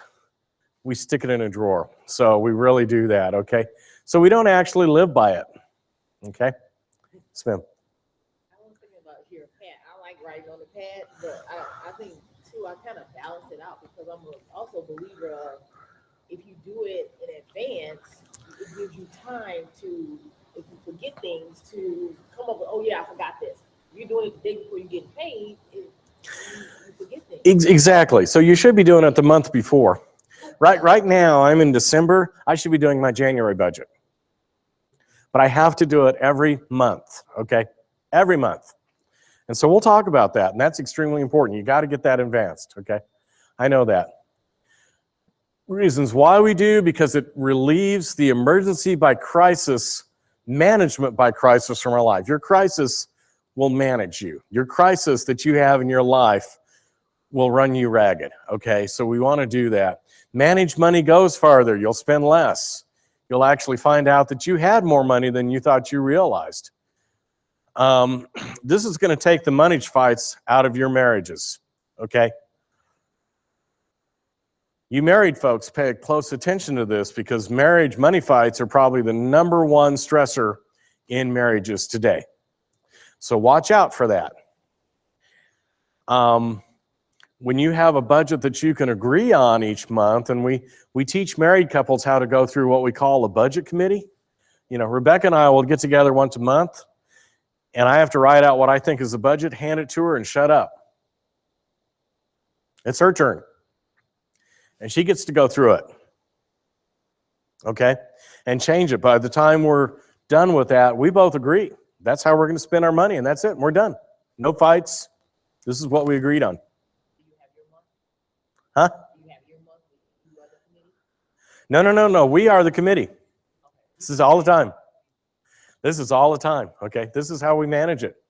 But it's easy. Actually, it gets to be fun after a while, you know, because we understand what our priorities are. We have to look at our priorities. We have to look at our values. When we get into the catch spending plan, it's going to make a little more sense, okay? Huh? Yeah. Oh, she does have to give it back, yeah. Okay, but we agree on it. She says, yeah, here we go, or no, I need a little bit more here, or let's put a little bit more here. Okay, honey, let's do that. Right, we go back and forth. But I have to respect what she needs. Well, here's the other thing too. There's no more guilt, shame, or fear when you're buying food or clothing. Here's something that is a big part of that. Dave Ramsey had this issue. He had a lady coming almost in tears going, "You mean I can eat this month?" Because she was so stressed out about her Visa bill or her MasterCard bill that they had her convinced that if you don't pay me, you don't eat. Don't go buy groceries without paying your credit card. Wrong. Go buy your groceries first. That's on your four walls. Okay. Put the food on your table first. No more bounce checks and a whole lot less stress, because I promise you, when you do this, you will not stress out. And we can also see if we're overspending in certain areas of our lives, because overspending is definitely a big thing. So our most powerful plan is, and what we're going to show you this plan is, called a zero-based budget. This is where you get to spend it all. I love this budget because I'm going to spend it all on paper before I spend it. Okay, it is so awesome because I get to spend. Priority-based, and we get to use what we call the envelope system. Now remember these slides that I had right here? Okay, give, save, and spend.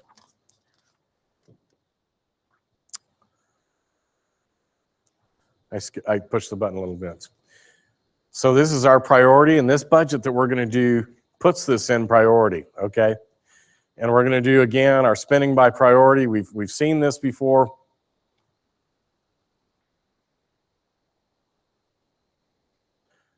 Okay, remember this slide? I put this up there on purpose.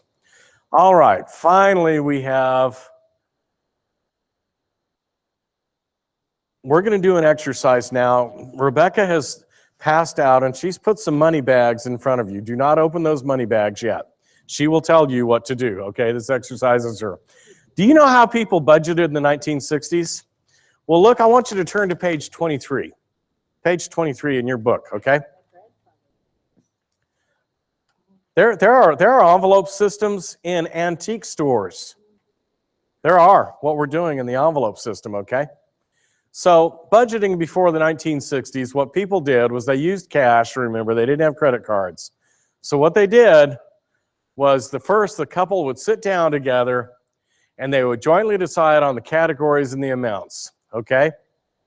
They took an envelope and then they placed money in each envelope and they spent only out of their envelopes. So for instance, if you look at this example, they had rent of $500, heating oil, $100, $75 for electric, $75 for gas for their car. Groceries are $150. I know these are 2003 numbers. Clothing, medical, gifts, they gave $150 a month to their church. Wow. They had an envelope where they put their giving in their church, and that's what they did. And they would proudly, without guilt, fear, or anything, and trepidation, would say, okay, here's my $150 in my donation, and I'm done, okay? They had to pay taxes. Save $20 for a vacation. You know what? Can you imagine writing Hawaii on that envelope? Or Caribbean on that envelope? Wow. They ate out some, so they had $100 for that. They had a miscellaneous, we'll call that our blow category, okay? But every dollar brought home. So what happened was the guy would come home from his job, he gets his paycheck or he gets cash, and he would take that cash from that envelope and they would start stuffing it in each envelope, okay, until he had spent his entire wad of cash. And that was on each and every envelope.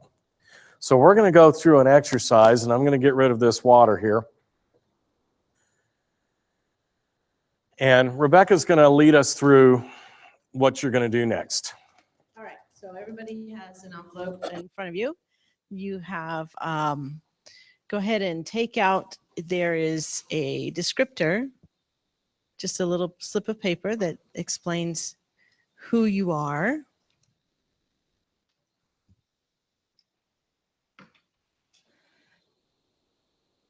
Okay, next you'll notice in your envelope, you have an envelope for giving and one for saving.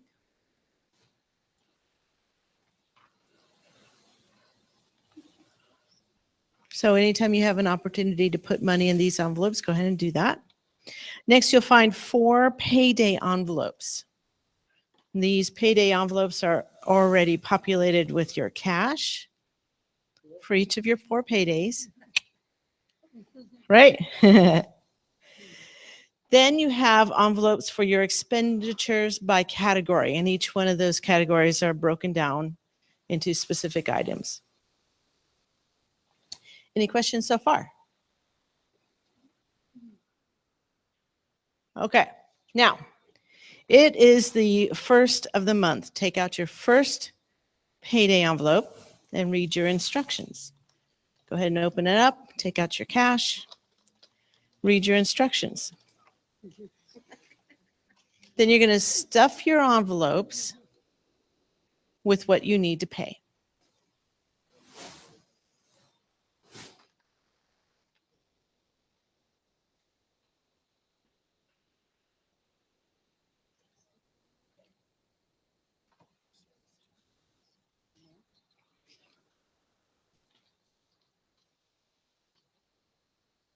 If you need change, I've got change up here on the table. Oh, no. Oh, no.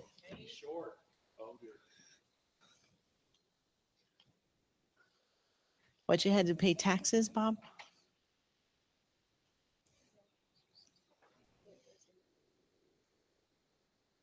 If folks remember, what we're doing is just like real life. Pretend like this is real money and you're real people, and these are your real expenses. Yes, ma'am.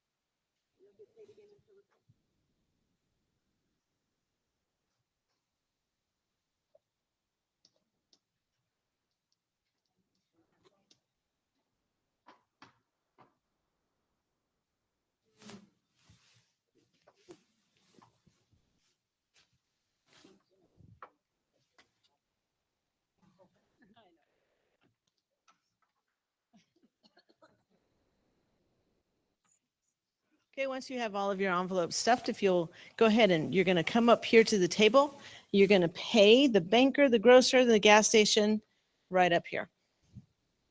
Just bring me your envelopes and pay. Pay up. Just kidding. Bring me the money. Bring me the money.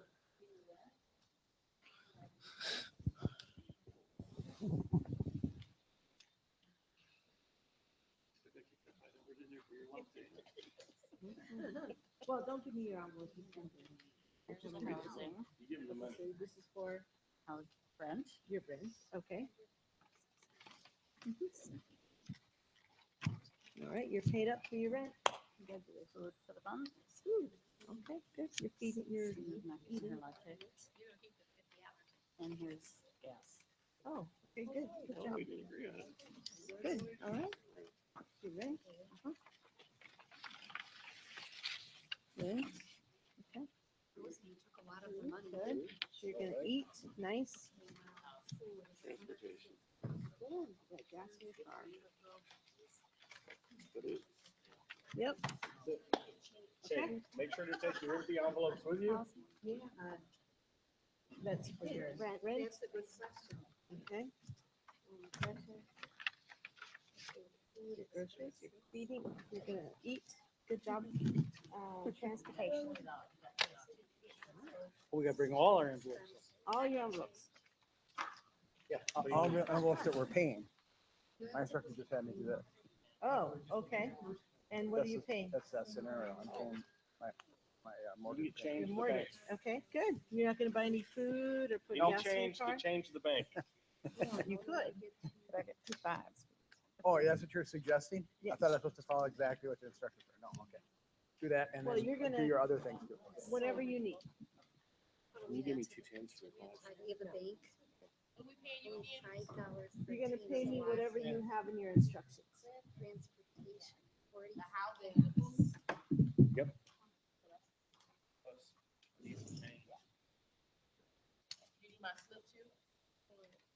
No. You can keep that.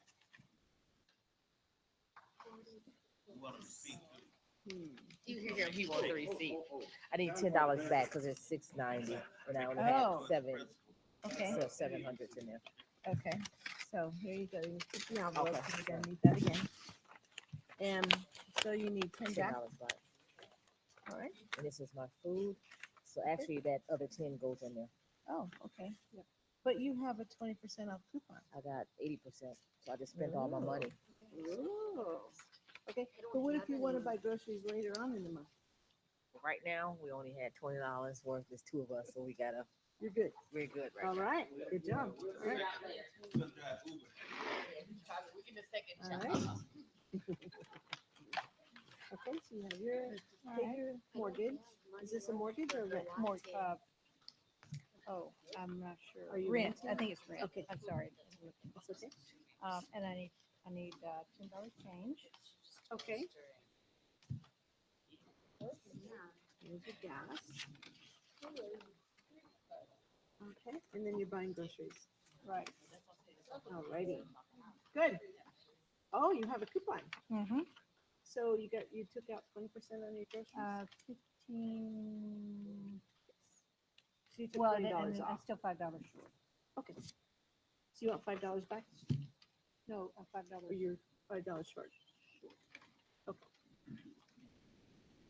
I need change. So What I you need? I think, 2.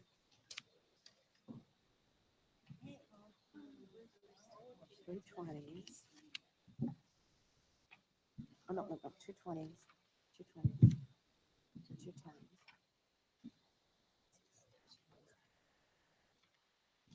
Another 80. 90 out for the first 90. 20, 40, 50, 60, 70. Do another 20? Yeah. Need some 5s though. 90, Okay, 95, Yeah. 100. there you go. Okay. I'm not a man. I tell people I'm an artist. All right. I'm still working. Has everybody paid their mortgage, bought food, put gas in the car? Everybody has paid their mortgage, bought food, and put gas in your car? If you have a car? Is there anyone who does not have a car? You ride bikes everywhere? Okay, and take the bus, maybe? Okay. You already paid your mortgage, right?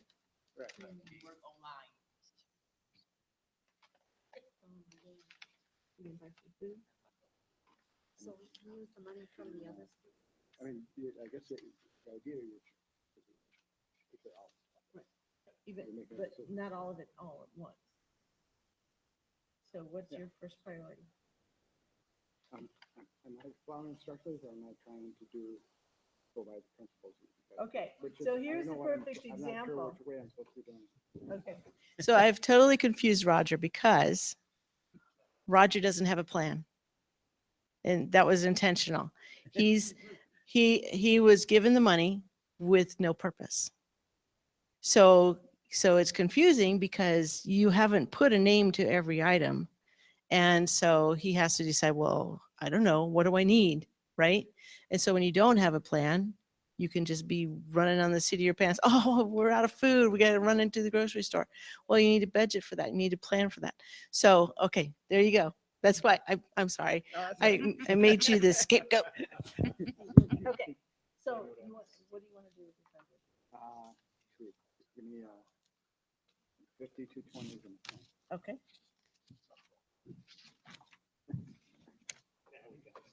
There you go. 52 20s and 2 bags. Okay. 50, 220s and 2 5s.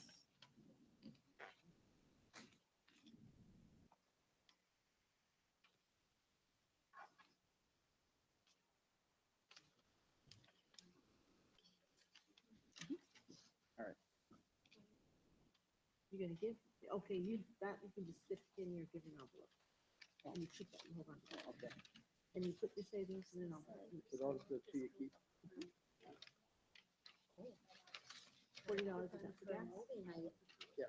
Okay. You got gas in your car. You take your mortgage. Food. And you're gonna pay $50 for food. Save money for clothes. Okay, you can keep that 50%? because you don't have to Okay. buy clothes right now. All right. Save $10. So, and I'm gonna blow $20. All right, so you can keep that too. Okay, good. Oh, you don't have to keep it when you're bored, though. No, but let's say you decide to go out to a restaurant. Okay. You spent your $20. There you go. Okay, so far so good. Everyone has paid their housing, and you all have food? Does everybody have food? Okay. Now, so who did not pay for gas? Why didn't you not pay for gas? Oh, okay. Okay, there we go. That's good. Okay. No, that's good.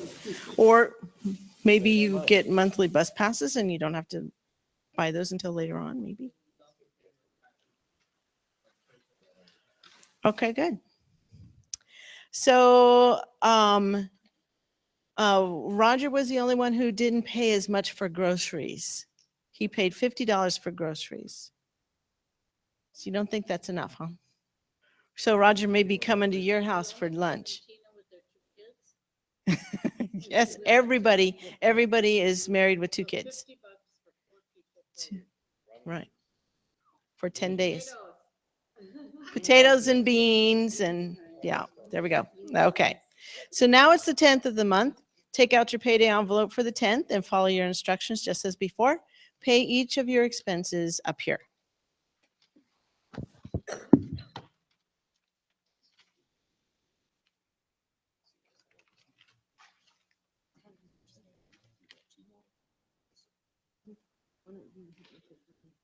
Okay, I'll help you take money. Yes, transportation. Okay. I'll take transportation for 40 days. Is 100 and for food. Okay. Maybe you could have gone out to dinner. I'm going to use 100 for clothing, even though 75 was slated because I want better coats for the winter. Okay. And then I have some giving and some savings. Do I keep this or do you? You hold on, I keep the giving and the savings. Okay.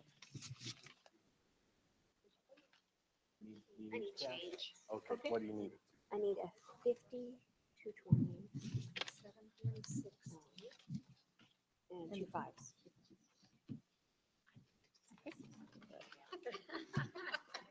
There's this one. Oh, I just Need need to change? change, yeah. 220s. You're in trouble with your. Martha needs George's help.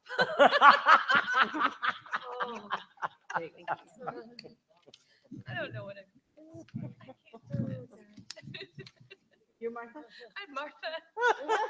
I need George. George. I need a George. Sure. I don't know. I'll be George. Oh, I gotta. I thought I was figuring this out like for the whole month. I did my first instructions and put my money up Okay, for, okay. from the first payday. From the first payday. Then I jumped to the 15. Oh, okay. So you have to do the 10. I know, that's what I, yeah, actually, I Oh, haven't okay. touched it yet. Whoops. Yeah, I didn't know what it was. Go ahead and do the one for the 15th. So I had, So the 15th, so your instructions were not yet. the George did. That's the first one. That was the first one. That's the first one. So you just paid on the 15th. yet? Not yet. You have an invitation. Okay, so I'm at this point where I've got Invitation. savings taken. Hmm. I've got transportation. Housing expenses. 40. For the month. Because I got that. Okay, 150. We're gonna do this. This is like weekly paydays. I know, but it's, we need change. I'm gonna care. So did you do? What I wanna do is I wanna put 15 Okay. Just start over, like I did. Yeah, with makes the sense. budget. Oh, that's a lot of. So well, this was, I screwed up here. That's staying the same. So I need to get clothes. 75 for clothing. Oh, that's not the 10th though, that's the 15th. I know, I screwed up. I screwed Okay. up. So transportation.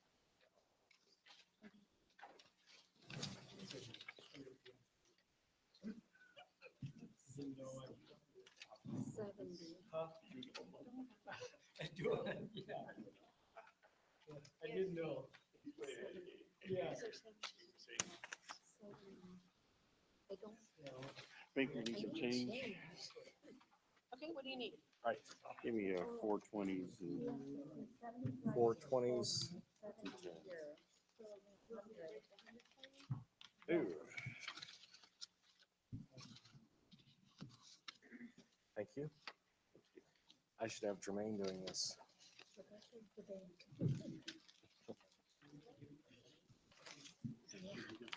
No. You can start over. Okay, there you go. Start from the beginning. Oh, thank you. I have 3 things to pay. Okay. I have transportation expenses. And I'm paying $40 to that. I have groceries, How's it going so far? Are we having fun? $50.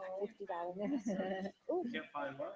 sorry, 150. Yeah, Okay. for that. Extras, paycheck. So, and 75 for clothing. I need a new coat. Oh. Yes. See, when she gets paid, she goes grocery shopping and buys more food, see? Oh, And then good. that was just kind of to hold me over. Okay. That's for the tickets, that game. Oh, okay, very good. You got invitation to the game. All right, very good. And buy all more gas. And one money. What's this for? I blew it. Oh, Entertainment, I just, okay, right? yeah. All right. I guess you got pretzels and pop or hot dog at the game. All right, so 130 for transportation. I put 100 for food. 30 for transportation? Yep. Okay. 100 for food. So Clothing 25. I have to buy somebody a coat. All right, nice. so I was supposed to put the remainder in the housing expenses, but only put 115 to 50 and put it in favor. Oh, good. Very nice. Thank That's you. what I was. And I think that's that. Messed me up. Because I thought if any other extra expenses come, So now you want us to come here, I'll Mr. have Ken? them. And do you get the other envelopes or just the ones that's on? Just the ones that you When want I- to see when on I- your list. I've done the scenario one and bring that up to you. Is that? Well, you can bring them and tell So- me what you're, like, if Oh, you're you want saving to see extra, my that's something you. Well, no, hang on a second. Yeah. So do you need, like, you need, if we put stuff in other envelopes, you need to Yes, know what you would that keep that in those envelopes. was? Okay, but you don't have to turn that Take in. them to dinner. We have some folks that did all their paydays. I didn't realize. So All at I have to once. come up, and this is my first scenario. Yes. Oh, Okay. And so, Oh, boy. So you haven't paid your mortgage yet? Is I, this your mortgage? yes, I have, right there. And there was leftover. Good, good. We'll take it all. There was leftover from your mortgage? Yeah, I made, $1,200. But you only got What you got after taxes? 950 after your taxes. Oh, yeah, Right. that's right. 950. So it has to come out So of you'd be other short. other envelopes, right? Right. Yeah. Have to come out Okay, of the so other envelopes. So going from one payday to the other and putting them all in is the correct way to do it. Mhm, Okay. yes. Thank you. Yes. Okay. Food. Food, okay.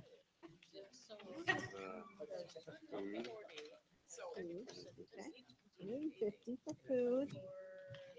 There's, clothing, 40, we're not gonna buy it, $75 clothing. No, you're gonna Go go to to Goodwill. discount. Okay. Discount or Goodwill, Excellent. wait for a Good sale. job. All right. And then, we only got $30 cover that coupon. Yeah. We're gonna buy her Oh, a I got movie. you. movie Buy a ticket. movie And ticket. birthday. We're gonna buy And her you a have movie a ticket. ticket. We're buying her movie ticket. Nice. All right. We do That's that the all way the to time. do it. Yeah. Okay, so everybody should have also gotten an invitation. With your invitation, you have an additional little expense.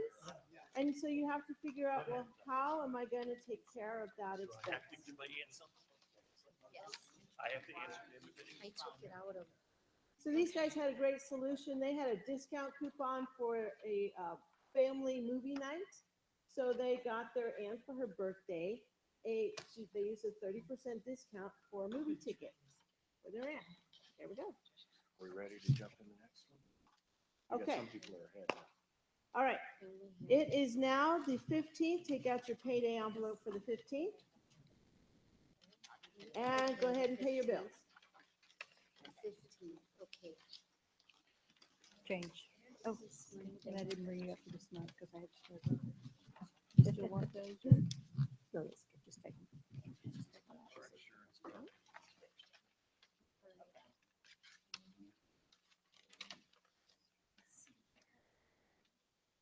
This is for.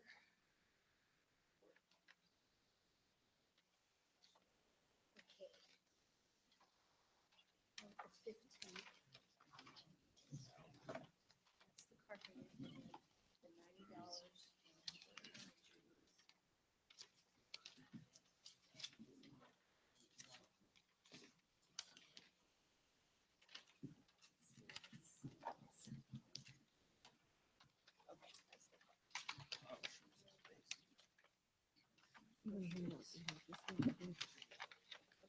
Sure.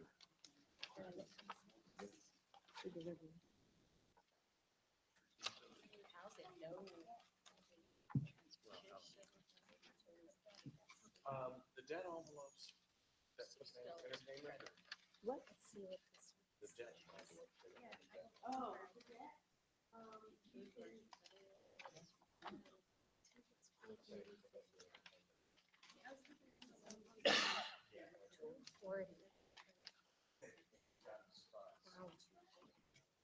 You got a surprise. Uh-oh. You're getting a surprise. You can open it now. Oh, yes, we have a surprise. How about, Is it Five. a surprise? Surprise, you need to open it. Same 5, Okay. 2% interest. So Oh, no. Sorry, Stephanie. my food is 100. Sorry. Oh, I don't think this is a pleasurable surprise. Uh-oh, oh dear. I need $10 back because it was $340 total. Oh, okay. There you go.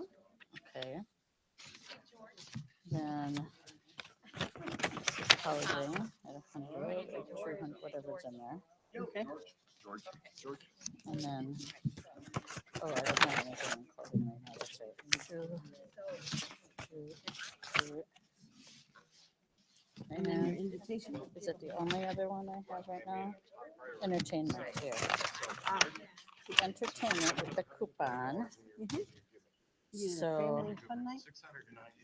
so I can, this is for my credit card. Oh, wait, that's 200. Okay, this is your credit card payment? No, that was entertainment and communications. Oh, okay, so like your cable, and Right. your cell phones. Okay. I'm getting changed. This is the credit card payment because there wasn't an envelope for it. Okay. And then this is all I have left. Oh. I don't even have enough to get her $40, to get a $40. I can't pay 40. Okay. Well, All right. unless I take it out of savings, but I scratcher. think I would rather not pay the full 40. Gotta see the surprise. Okay. I could only afford $10 All right. for the so you fundraiser. use Whatever. And then there you go. I'm gonna keep my savings and I'm gonna keep my giving. Okay. Oh, no. And I'm just So gonna, I have I to, see some I people have out to there bring a going, gift. what is this? Okay. So I'm bringing a gift, right? And I have to give. Okay. Ouch. What'd you get her? What did I? Your friend's birthday party. I don't know. I don't know what I gave her. I gave her clothes. Yeah. Good surprises. Sounds nice. Sometimes life is nice and sometimes it's not. Now. So the next payday. I need $10 in savings. This came from our savings, so Okay. me into the parent, and then the other party or something I For had. your to- surprise? Yeah, And your invitation? yeah, and my invitation. Okay. So they came out of savings though. Okay. This is for medical bill. All right. Very good. This is for transportation, that is bus pass and insurance, car insurance. Oh, all right, good. Entertainment Mhm. for the internet and something else, something TV or something. Cell phone? Yeah, maybe. House. Kind of how I feel like I know it's for something to get paid. Yep. That was housing, which I can't remember what it was for. And then start groceries. $1,200. Groceries. All right, And then good. so our extra Okay. 10, we will So you're gonna have probably $120 of it. put back in the savings. There you go. That's from Okay. overdrafts. Oh, ooh. Oh, that's what I did. Let's see. There you Going go. $20 Okay, there every you go. time I get paid. Okay. Okay, and then, I'm paying, yeah, 680. I get $10 back. $90 for insurance There you go, there you go. and $550 for that. How much I'm paying on this car? I guess so. Hey, you know, we gotta keep up with the Joneses, Must have right? bought- I must have bought a new one. You do live in the suburbs. And, yep, Right, and, so let's now see. we gotta do something, okay? Fine, fine, fine. So you've got Oh, is that for $100 Let's do for food. Okay, Okay. groceries. That's why I'm trying to. Keep in that pantry full. I mean, just because they wanted. He receives but you only received 830 from the bank. Right. Okay. Why? so Because you might that have to money you split your- already have, you already have money in your saving envelope. So Because, look inside your saving envelope. Oh, but did you take it out? 520s, please. See, we Again? pre-populated some of these Yeah. savings envelopes. Yeah, Oh. so we already put some in there, so you might not need to put as much. You getting your Okay, there latte you and go. everything? Tell people that. There you go. Now you gotta look. Gotta look. Cut the latte out. Get rid of the latte. Oh! Oh, not the I latte. had to cut out the latte. Get rid of the dog. Oh, sell the dog. I'm not happy with No, you. sell the dog. Oh. I didn't do it. You gave me this, or your hubby gave me this. I'm gonna put a hard hat on my cat Plumbing repairs. and let's. Sorry, I had to take it out of my savings. oh, that one's Okay. Gotta have plumbing, right? Right. I put that in my envelope. Do you want it back up here, my surprise? That's okay. Why It is was it really cheap? easy. Yeah, I put it Okay. in. So this is your cell phone and all that stuff. Yep. You're gonna get the envelopes back, so. Yeah. Okay. First month I've had enough, first time I've had enough money. Oh, well, surprise, surprise. You had to wait until the 15th or whatever. Okay, good. Kids still don't have coats though. Oh, it's gonna be cold. Thank you. Really? Because I I wanna do, When I get these chores for figured the out, I bring girls. them up to you, right? Yeah. Take money to the daycare. Okay, before I bring mine up here, I want to ask a Get rid of question. the dog. Okay. Yeah, I won't need all the big money. but My not that instructions. way. Oh, no, no, no, I no, had no, no money no, to no. go in savings Yeah. or give it. Yeah, I like that. I was looking They're for very last. realistic. Yeah. I looked it up. Yeah. I said, I want something, and it's great for teaching kids how to. $80 That's a skill that they go to work. But I only had 30. So rather Don't than know how put to it count out change. in there, I put it in give it. Okay. Yeah, the ones Okay. that want to do Is chores, that- so when they. Was it your emergency or, It wasn't, I wasn't given emergency. Yeah, so then you. No, it was have that, something then else you that was- cash it in when you I have. would, yeah, I mean, I wouldn't, that wouldn't be a top priority given and. okay, very good. So you made a crucial decision. Yeah, I and then if you give them that. Good. you know, She creep saved the right up, dog. creep right up. So it Oh, looks like it's yay. over, right? So they're going like. Dog gets to live another day. Leave her in cat.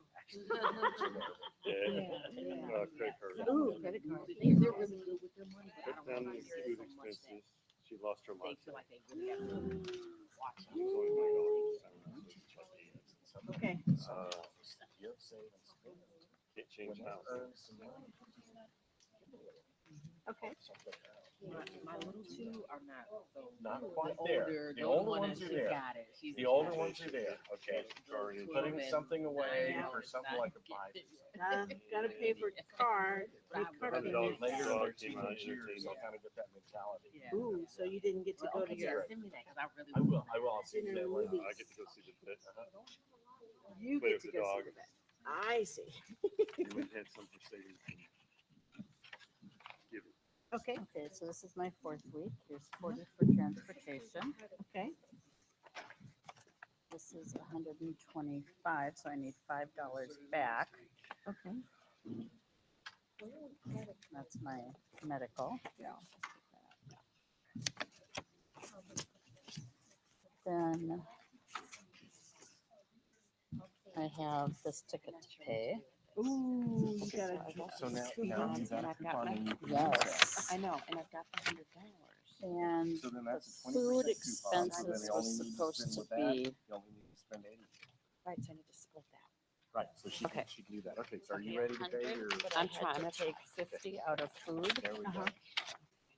So we're gonna have beans and rice this week. Beans and rice this week. And clothing, We're gonna go hungry. I took the 50 out of clothing, Okay. and that's where I got the 100. I just kind of. Oh, that just meant, you already have it in your own. And I I ended mean, I up have a with basic, $15 but I don't. for hats and scarves I instead don't. of 50. Okay. I have a little bit. Okay. Good. And to go to Goodwill. That's All right. So I got really messed up to begin with. So, okay, so giving is a must, so there's $140. Okay, you just keep that. Okay, Giving in the savings. okay. Hang on. Savings, housing expenses is $690. Okay. Okay, and then, Go ahead and go to your last envelope, the 24th. and then I have $100, but I'm going to use Okay. There we go. 2 coupons. Okay. Okay. Not liking paying Alright, bills. so- You're not liking paying bills, I know. It's No, nobody's I need favorite some thing. change, because it's a Okay, $100 so- grocery bill, but I'm gonna give, 40% off, so you're gonna get $40 back. okay, let me get those, right? Oh, Yeah. Save on your grocery. bill. Right, Congratulations. Okay, all right. I didn't get any coupons. Yeah, they're in there. I didn't get coupons. Huh? Be sure to check in your envelopes, 'cause they were free stuff. So I have No it coupons. I didn't get a coupon. for the child, Yeah, yeah. $40. Okay, all right, you're buying pizza. The Petsmate ate a koi, so I have to pay $100 for that because we gotta replace the I koi. better Um, recheck mine. My food expenses were taken care of, $100 for that. Okay, good. My transportation expenses, which were the car note and the insurance, I have the money for that, so Oh, okay, so you're paying your car payment And the your insurance. And I'm paying the housing in full. Okay, good. All right, but I had a problem when it came to my entertainment and debt. So I don't know if I can use this because it wasn't a family night out. Bob's going Well, back it's, you can still use it for entertainment. That's Okay, fine. so I don't know how to do that. But here's 100. Let's see. I think I have 60, 70. Right, Okay. right. Sure about that. Yeah. So what were you invited to? Your, Boss invited me to a cultural event. you gotta pay $40. Oh, that was bad, boss. Yeah. Okay, Oh, so that was bad, boss. Here, I'm gonna give this back to you because I don't want to get that. okay, That's fine. so Oh, nice. Right. Okay. $500 there. Very good. And this is for, Groceries. oh, for groceries. And you're using 20% off? So that's a lot of money. You don't have to spend all of this on groceries. You can keep some of it. That's what I'm gonna do, put Okay. it someplace else, because I had no Okay. plan for savings or, Okay, so you can put it in your savings. or, yeah, okay. And then I'll give you 20% off of your groceries, so I'll give you $20 back. There you go. Yes. Yes. So now you can Oh, use some for giving and some for saving. Wait a minute, say that again. So the money that you still have left over, Uh-huh. you can put that in giving and in savings. If you have covered all of your That, expenses. this would be the leftover. If you're using a Okay. 20% off coupon.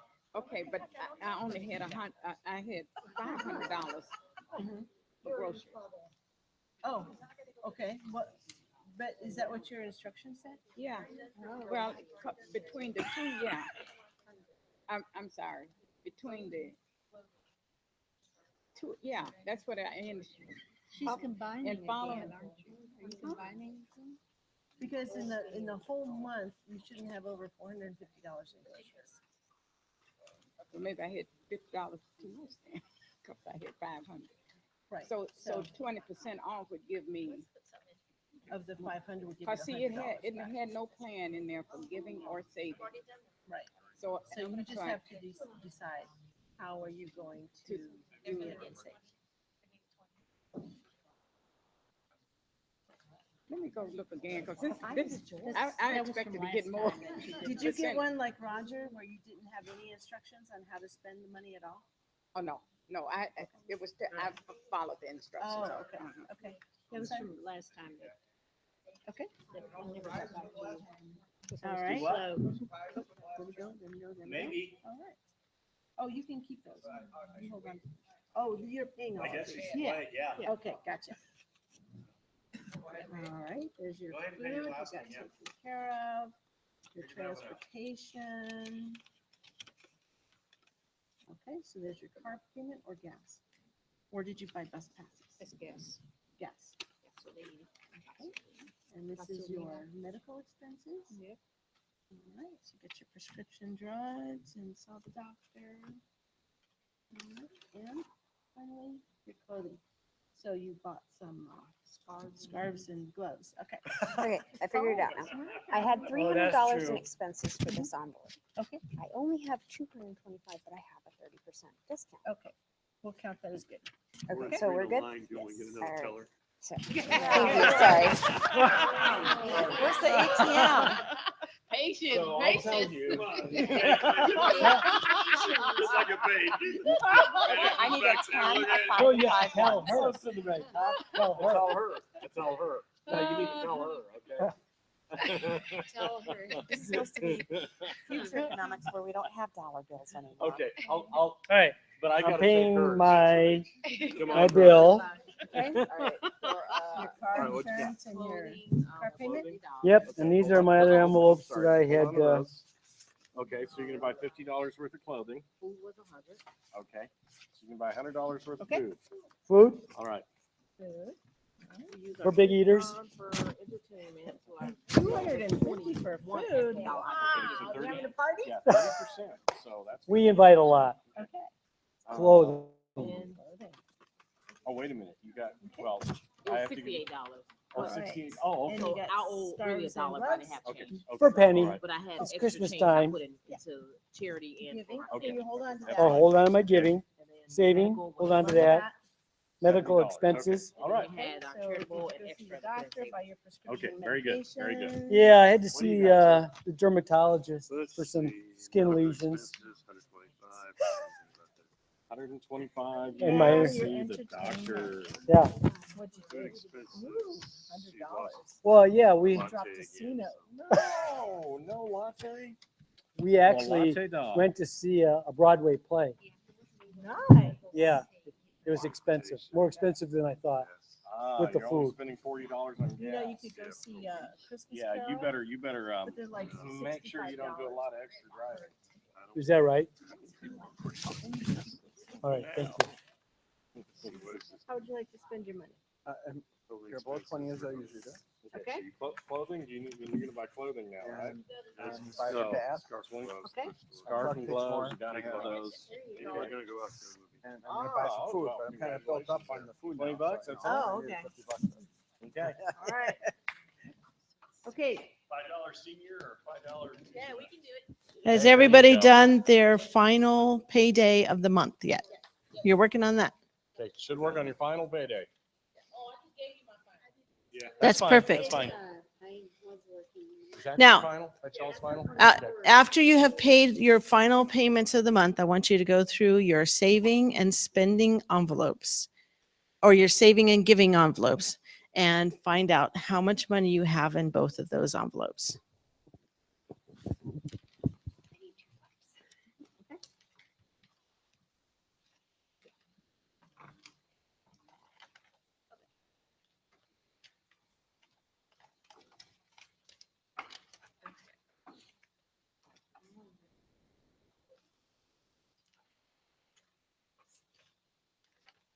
I got them all paid.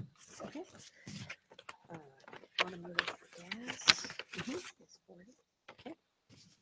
Medical expenses, $125 for copies and prescriptions. Got that. Food expenses were 100. And clothing, $50 for scarves and gloves. Scarves and gloves. Okay, so I have $30 for the gas tank. Okay. Here's 2 coupons plus $60 for $100 in groceries, right? Oh, yeah, very Okay. nice. Uh-huh. And then $25 for the coat, gently used coat. A gently used coat. Lovely. Okay, I just wanted to show you this because I did have $500 in, Right. in food. So you had 150 there, Uh-huh. 150 there, is 300, 100 there 400. and 100. Oh, I'm sorry. Here. Food, 100. Okay, $500. So 20% of 500. Would be $100. They only gave you 20, Right. so I need to give you $80. Don't confuse me because I ain't good. I'm There you not go. real good at this. The surprise came after. What's that? Are giving you savings, bring those up to you? You're just gonna report to me from your seats. That's all. Oh, no, I ran over a trash bin. Oh, $100? for a trash bin? Wow. Jeez. That was George who did that. George ran over the trash bin. Okay. Okay. You want these things up here or keep No, those you back? just hold Okay. Why did you run over a trash bin?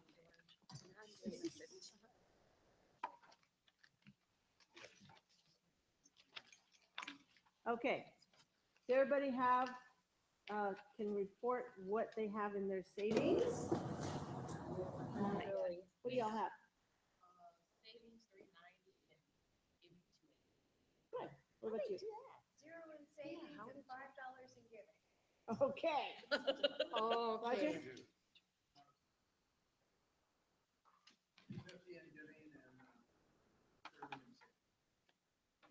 Okay, good. What do you guys have? 280 in giving and 100 in savings. Okay.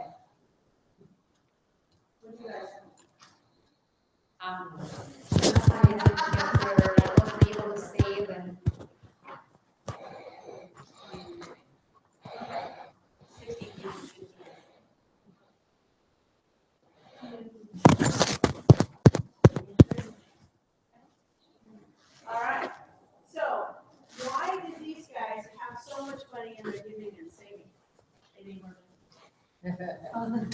Everybody made exactly the same amount. Maybe they Other chose- expenses were different.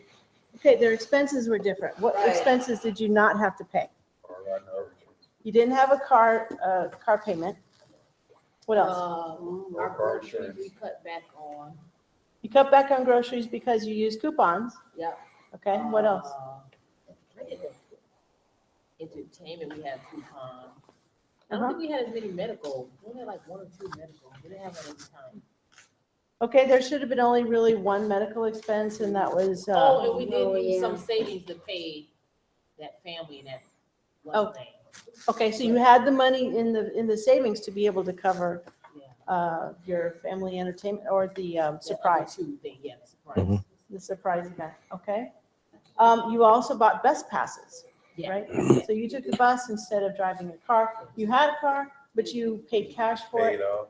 and you didn't eat out a lot, right? You No, we took eat home out. most of the time. So we rode our bikes, we stayed healthy, we didn't have much of medical expenses. How about So that? How good would that feel if you were in that position and you didn't have to worry about all of these expenses and living paycheck to paycheck? He was living paycheck to paycheck here.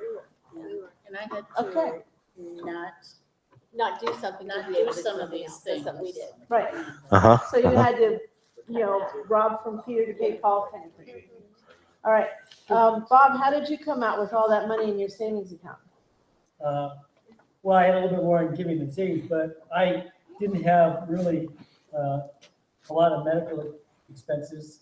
I mean, I figured I was healthy, so I didn't put a lot in, didn't have a lot into the medical expenses. Okay. And I really don't put a lot of, if people see me, a lot into clothing. Okay, It's so a big you, expense. so you had different priorities then. Yeah, But what about your kids? Did they need coats or hats? or I don't something? have kids. Everybody has kids. Everybody has kids. You had kids. Oh, Bob.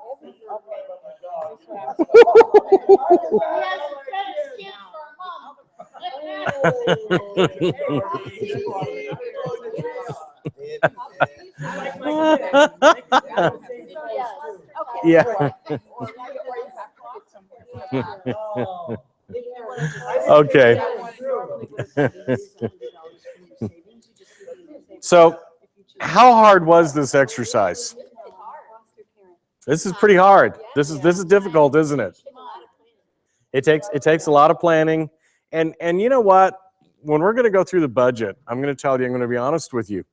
It's hard to kind of get into this thing. Now, for us, when we go through these envelopes, Becky and I, we've been doing this a while. It gets easy, actually, after a while. But what we're going to teach you to do now is we're going to teach you to do this on paper, not within the envelopes. This is a fun exercise. This would drive me crazy. Yes, ma'am. I think part of it was, I didn't realize that I could change decisions. I thought I had to follow what was on here. Uh-huh, uh-huh. Until I got to a point where I didn't have the money. Yeah, period. yeah. So I think that was, my son was learning how you had to give up some things. You have to make changes. So. Yeah, you have to. Done it differently if I had thought, oh, I can make changes from the very beginning. See, the first one, we didn't think that we could make changes. Right. We did instead. Uh-huh. We altered it for the next. But life is about making changes. Life is, you need to have a little bit, whatever your budgeting is, however this planning, and you realize how easy it was for the people who did this to make changes. Well, if I need to do something, I'm going to take it out of one envelope. I'm not going to have that area. Okay, maybe this month I'm going to give up going to the movies. All right. Now we're going to, yeah, go ahead. I'm sorry. That's what I was gonna say. We were thinking like us. We were thinking about the bike thing. Like we could just Yeah. ride a bike or like the movies. Why go to the movie? You have to go to the library for free. Exactly. Okay. So we have lunch. Now we're going to take a lunch break. I think we've tortured you good folks enough? I had explored. You want me to pray? Okay. I'm going to go ahead and I'd like to just, if you would, I want to pray over our lunch and lead a prayer and think about this morning, and then we're going to come back together. We're going to break for about 30 minutes or so, and then we're going to come back together and talk a little bit more about our cash spending plan, okay? Father God, you are holy. Lord, we love you and we appreciate what you give us, all the blessings, Father. Father, you give us so much. Thank you for our daily bread. Thank you for taking care of us, Father, as we depend on you in every step of the way. Lord, thank you for this food that we're about to eat, for the people who provided it. Thank you for helping us understand, Father, through how we give and how we save, Father, and how we spend. And Father, always be in our hearts and our mind, and let you, Father, be the first priority of each day. For this we ask in your Son's most precious and holy name. Amen. Amen. I have a copy of some of the slides, the first thing, so if you want. Yeah, we do some. Slides right there. Some of the priority slides you're asking, thank you. Some of the priority slides you're asking about, and some of the fill in the blank slides. As you noticed, I had fill in the blanks done for you on one, but not the other. Whoops. It's because I copied my master. Okay, we have sandwiches over there and chips, it looks like, and water and cookies. So dig in.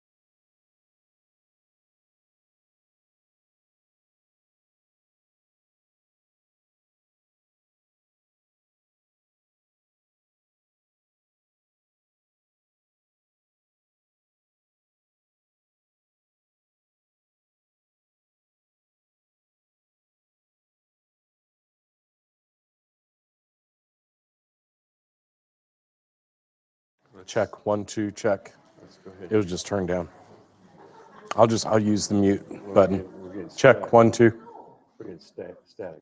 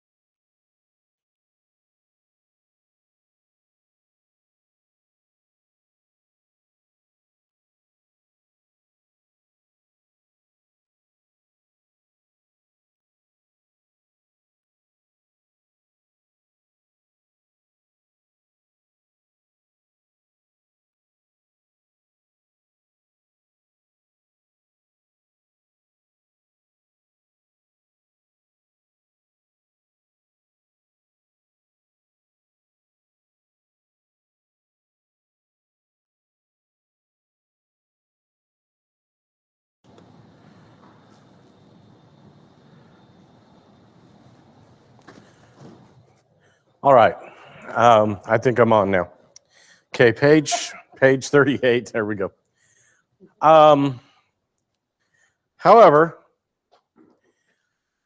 I want to ask you a question. Have you been thinking about getting a new car since this morning? Seriously? Nobody's been thinking about a new car? That's good. Because you don't want to get your donkey upside down. I told you that cat's going to come back.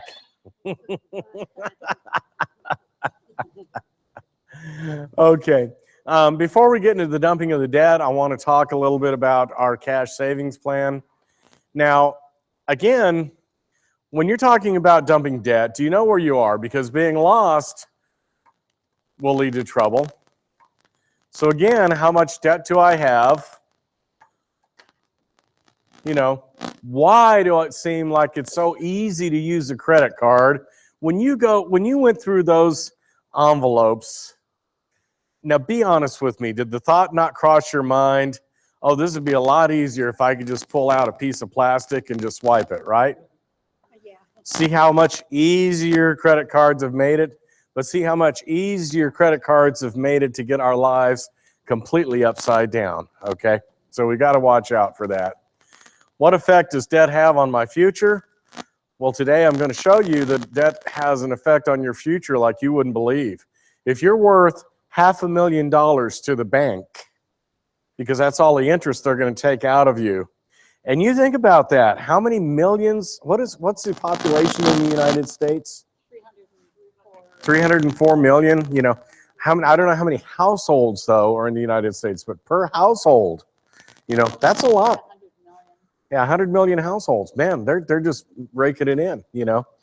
And then the whole thing is, how do you get debt free? How do you stop this trap? How do you get out of the trap that they put us in and start using things and start using it responsibly? Okay, so we want to use that. All right.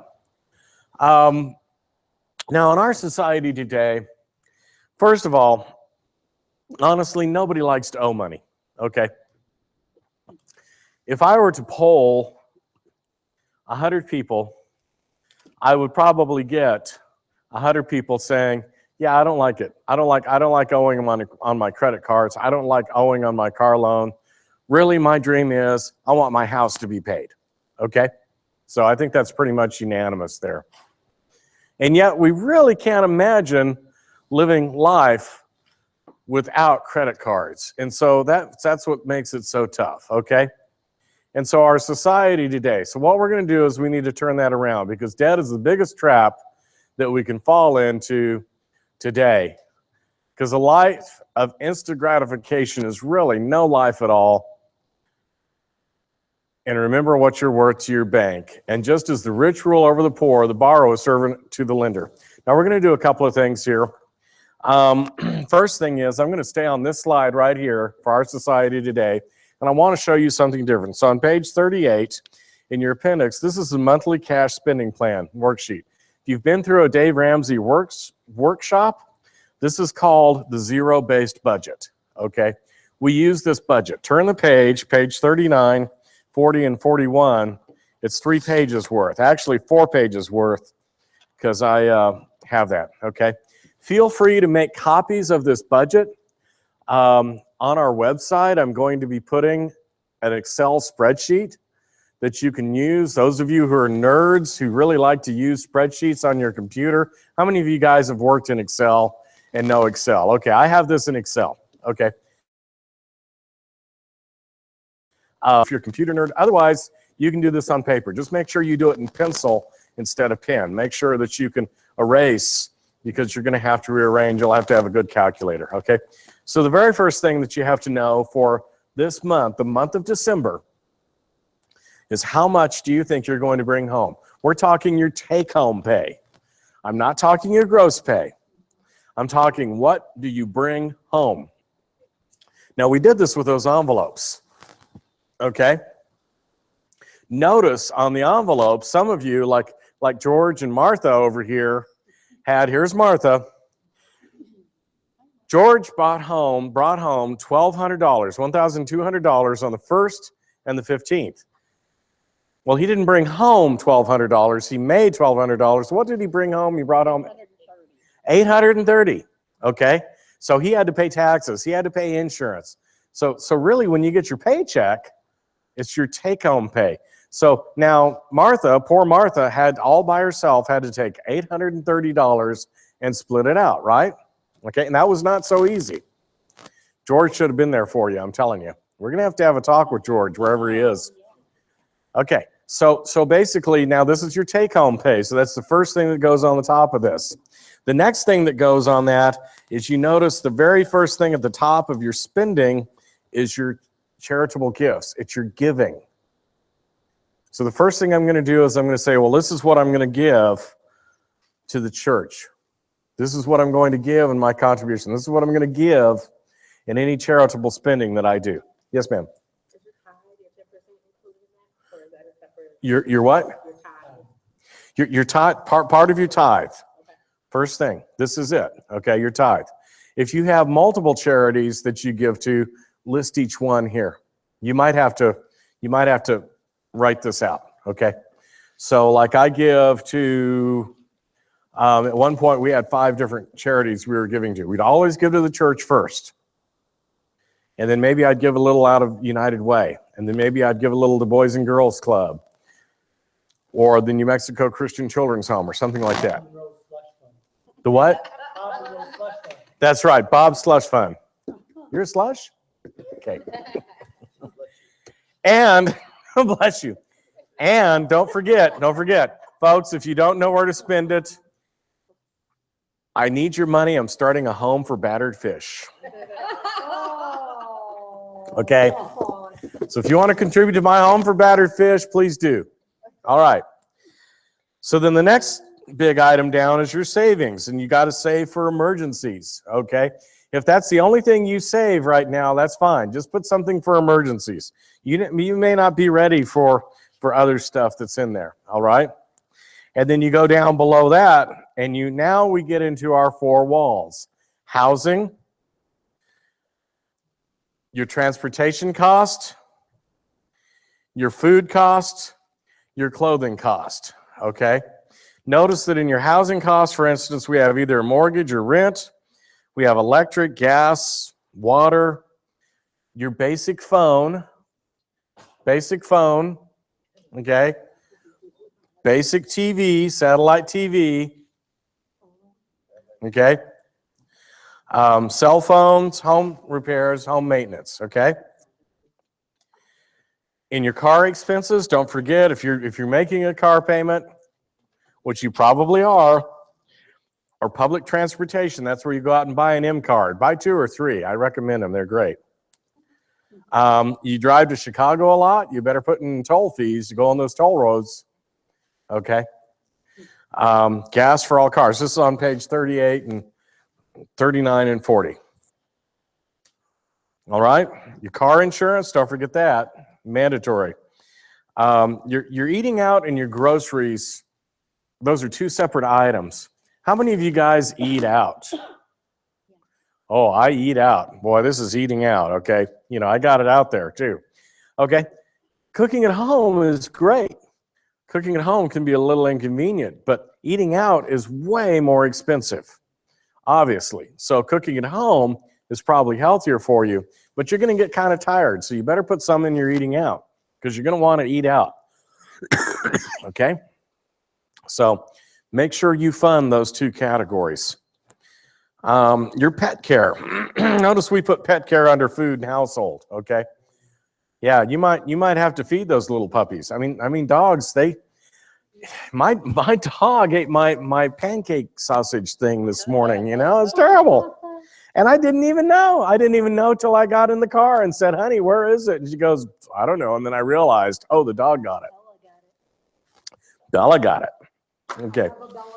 You have a Bella? Oh, why is it any dog named Bella is going to be trouble? Name your dog Bella, she's going to be trouble. I don't know. Could be trouble. Friend walked away and her taco was gone.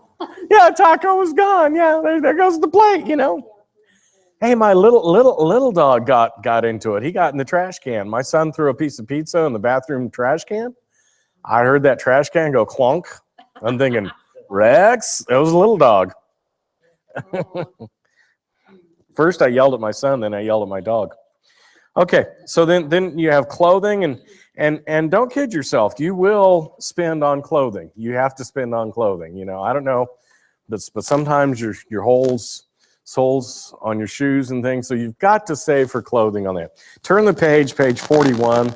Now we start taking care of our miscellaneous. Now remember, we give every dollar a name. So folks, here's what I need you to know, okay? Here's what I need you to know. Every dollar that you bring home, these are real dollars. No. I don't know. Obviously, this guy's name is George, right? And this guy's name is Abraham Lincoln, okay? But what if this guy, this $1 is my soda? What if this guy is lunch or latte? Take about $5 to buy a latte, the way it goes, right? Okay, okay. Every dollar that you bring home, every dollar you spend, give it a name. Okay, does that make sense? Give every dollar. And what you're doing is you're naming those dollars. These dollars are for my rent. These dollars are to put gas in my car. These dollars are so I can eat out. Now, what we're going to do, I need an envelope or a couple envelopes here. That doesn't matter. Now, what we're going to do, though, is in real life, you can use the envelope system in real life. So if I want to eat out, I'll take some of my actual money, I'll go to the bank, get some money, and stuff it in there, and that is eating out. So when I go to a restaurant, I take the envelope with me. No cheating. If I forget this envelope, I have to go back home and get it, and then I can go back and eat out. You only do that once or twice, okay? And then I pay cash at the restaurant. Yes, ma'am. Well, I was going to say, I do that. I have an envelope, I just call it entertainment, and that's for eating out, and then I put a certain amount of money in there that I take out for the month. It's just for that. I pay cash for that. Yeah, going to the movies. I would love to have cash at the movies, you know. How many of you have ever been in a restaurant and your credit card got declined? No. Oh, yeah. That's embarrassing, isn't it? You're embarrassed. You go, uh-oh, I'm in trouble, man. Okay, that never happens with this, does it? Okay.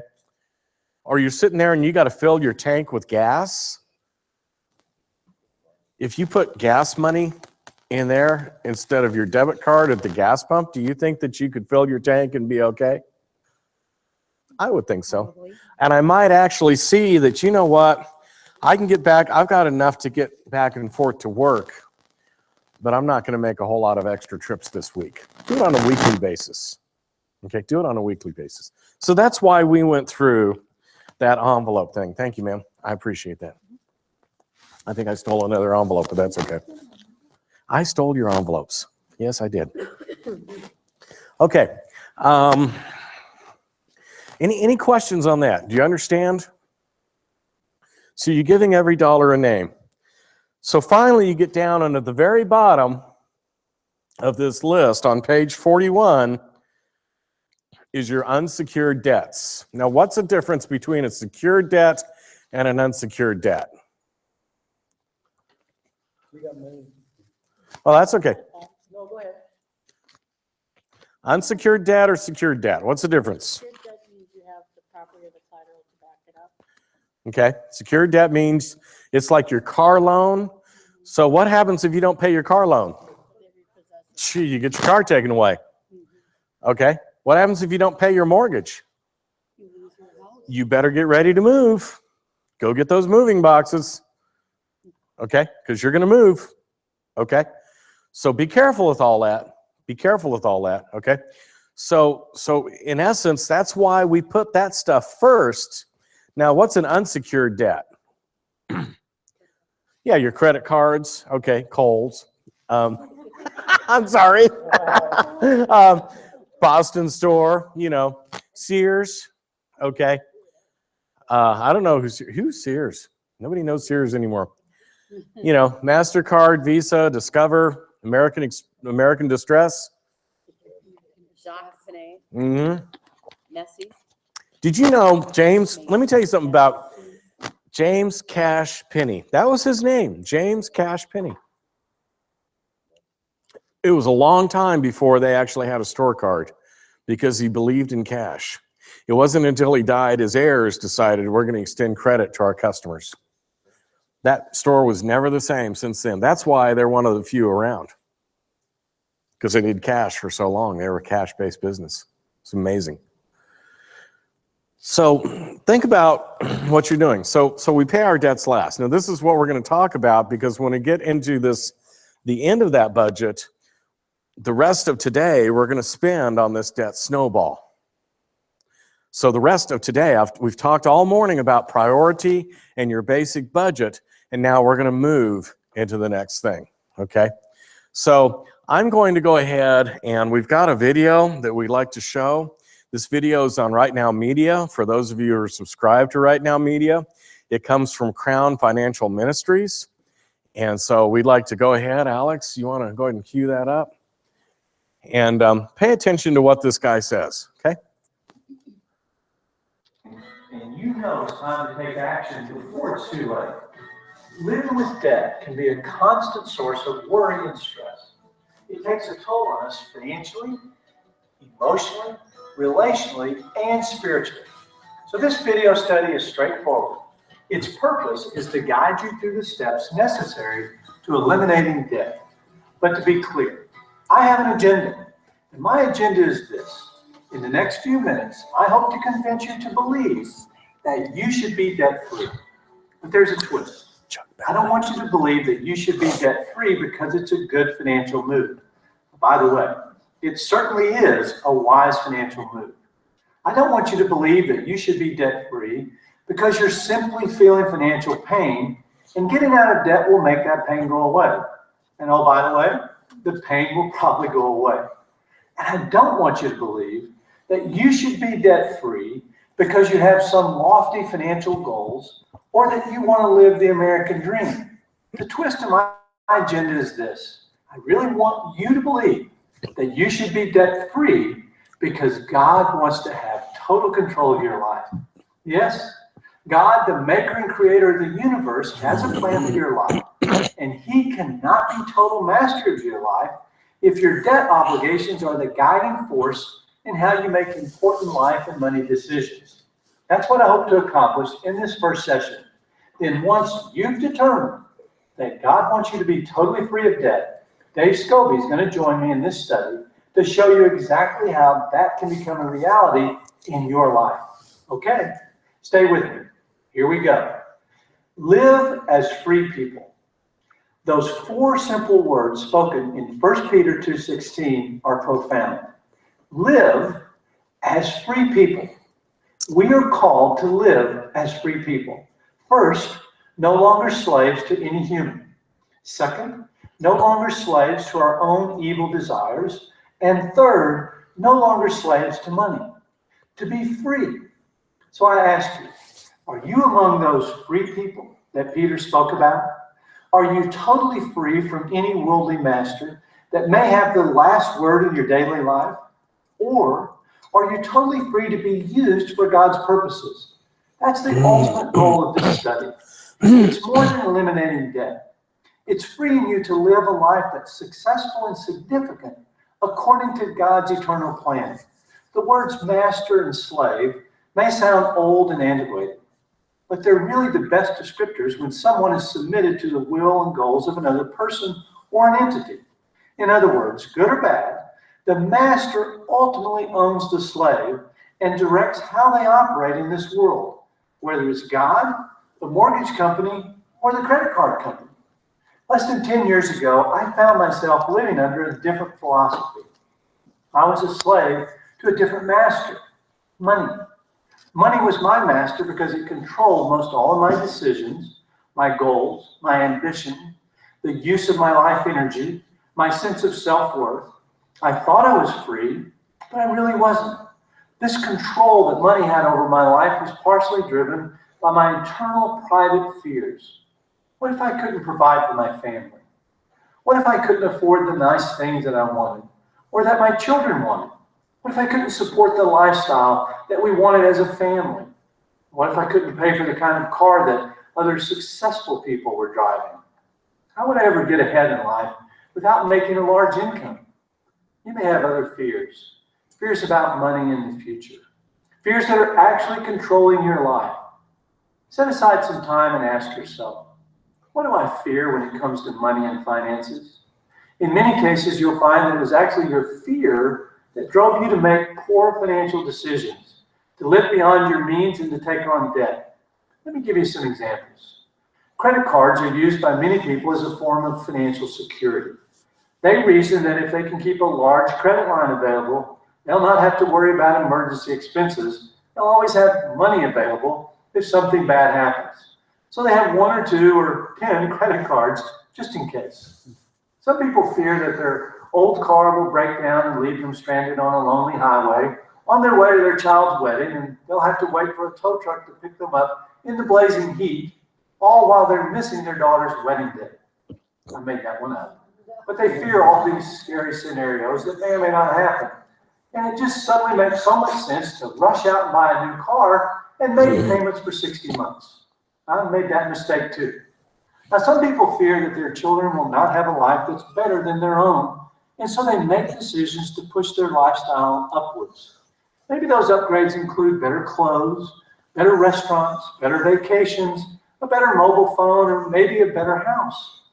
Parents sometimes think if they can live in a better school district, a safer neighborhood, have a nicer home, then their children will have a better life. So they pool their 2 incomes together and buy that better house, only to find out that the financial stress is actually worse for the family and the kids than missing out on that extra bedroom or nice location or exceptional school district. Financial fears are common for men and women. Making emotional decisions to alleviate our fears pushes many people to carry financial burdens far too heavy for them to bear. It's important to note that the Bible does not say that debt is a sin. Debt by itself is not sinful. But like everything else we do, it's the motive of how we use debt that's the trap. And many of them are the things I just mentioned. Now, let me be fair. Many people have debt because of medical problems, tragic events, a business failure, or unexpected emergencies. Some of you have experienced debt for reasons far beyond your control. And Dave will cover some of these in our next section. But for most of us, debt is an option. It's a choice we voluntarily make. Peter went on in this verse to explain why God wants you to be free. Listen again closely. Live as free people, but don't use your freedom as a cover-up for evil. Live as God's slaves. Right there is the proper motivation for becoming debt-free in one simple verse. Live free from all forms of slavery so that you can be totally available for God's purposes. You see, becoming debt-free to spend money however you want is not a biblical motivation. However, becoming debt-free to allow God to spend you however He wants is the right motivation. And a motivation that invites God to be glorified in your journey to becoming debt-free. Let me say it in my own modern way. God has a better plan for your life than your creditors. Get free of those false masters so that you can be controlled by one master, God Himself. You see, some people think that becoming debt-free will eliminate all masters. That's wrong. You should be motivated to be free from debt so that you have only one wise, loving, and generous master, Jesus Christ.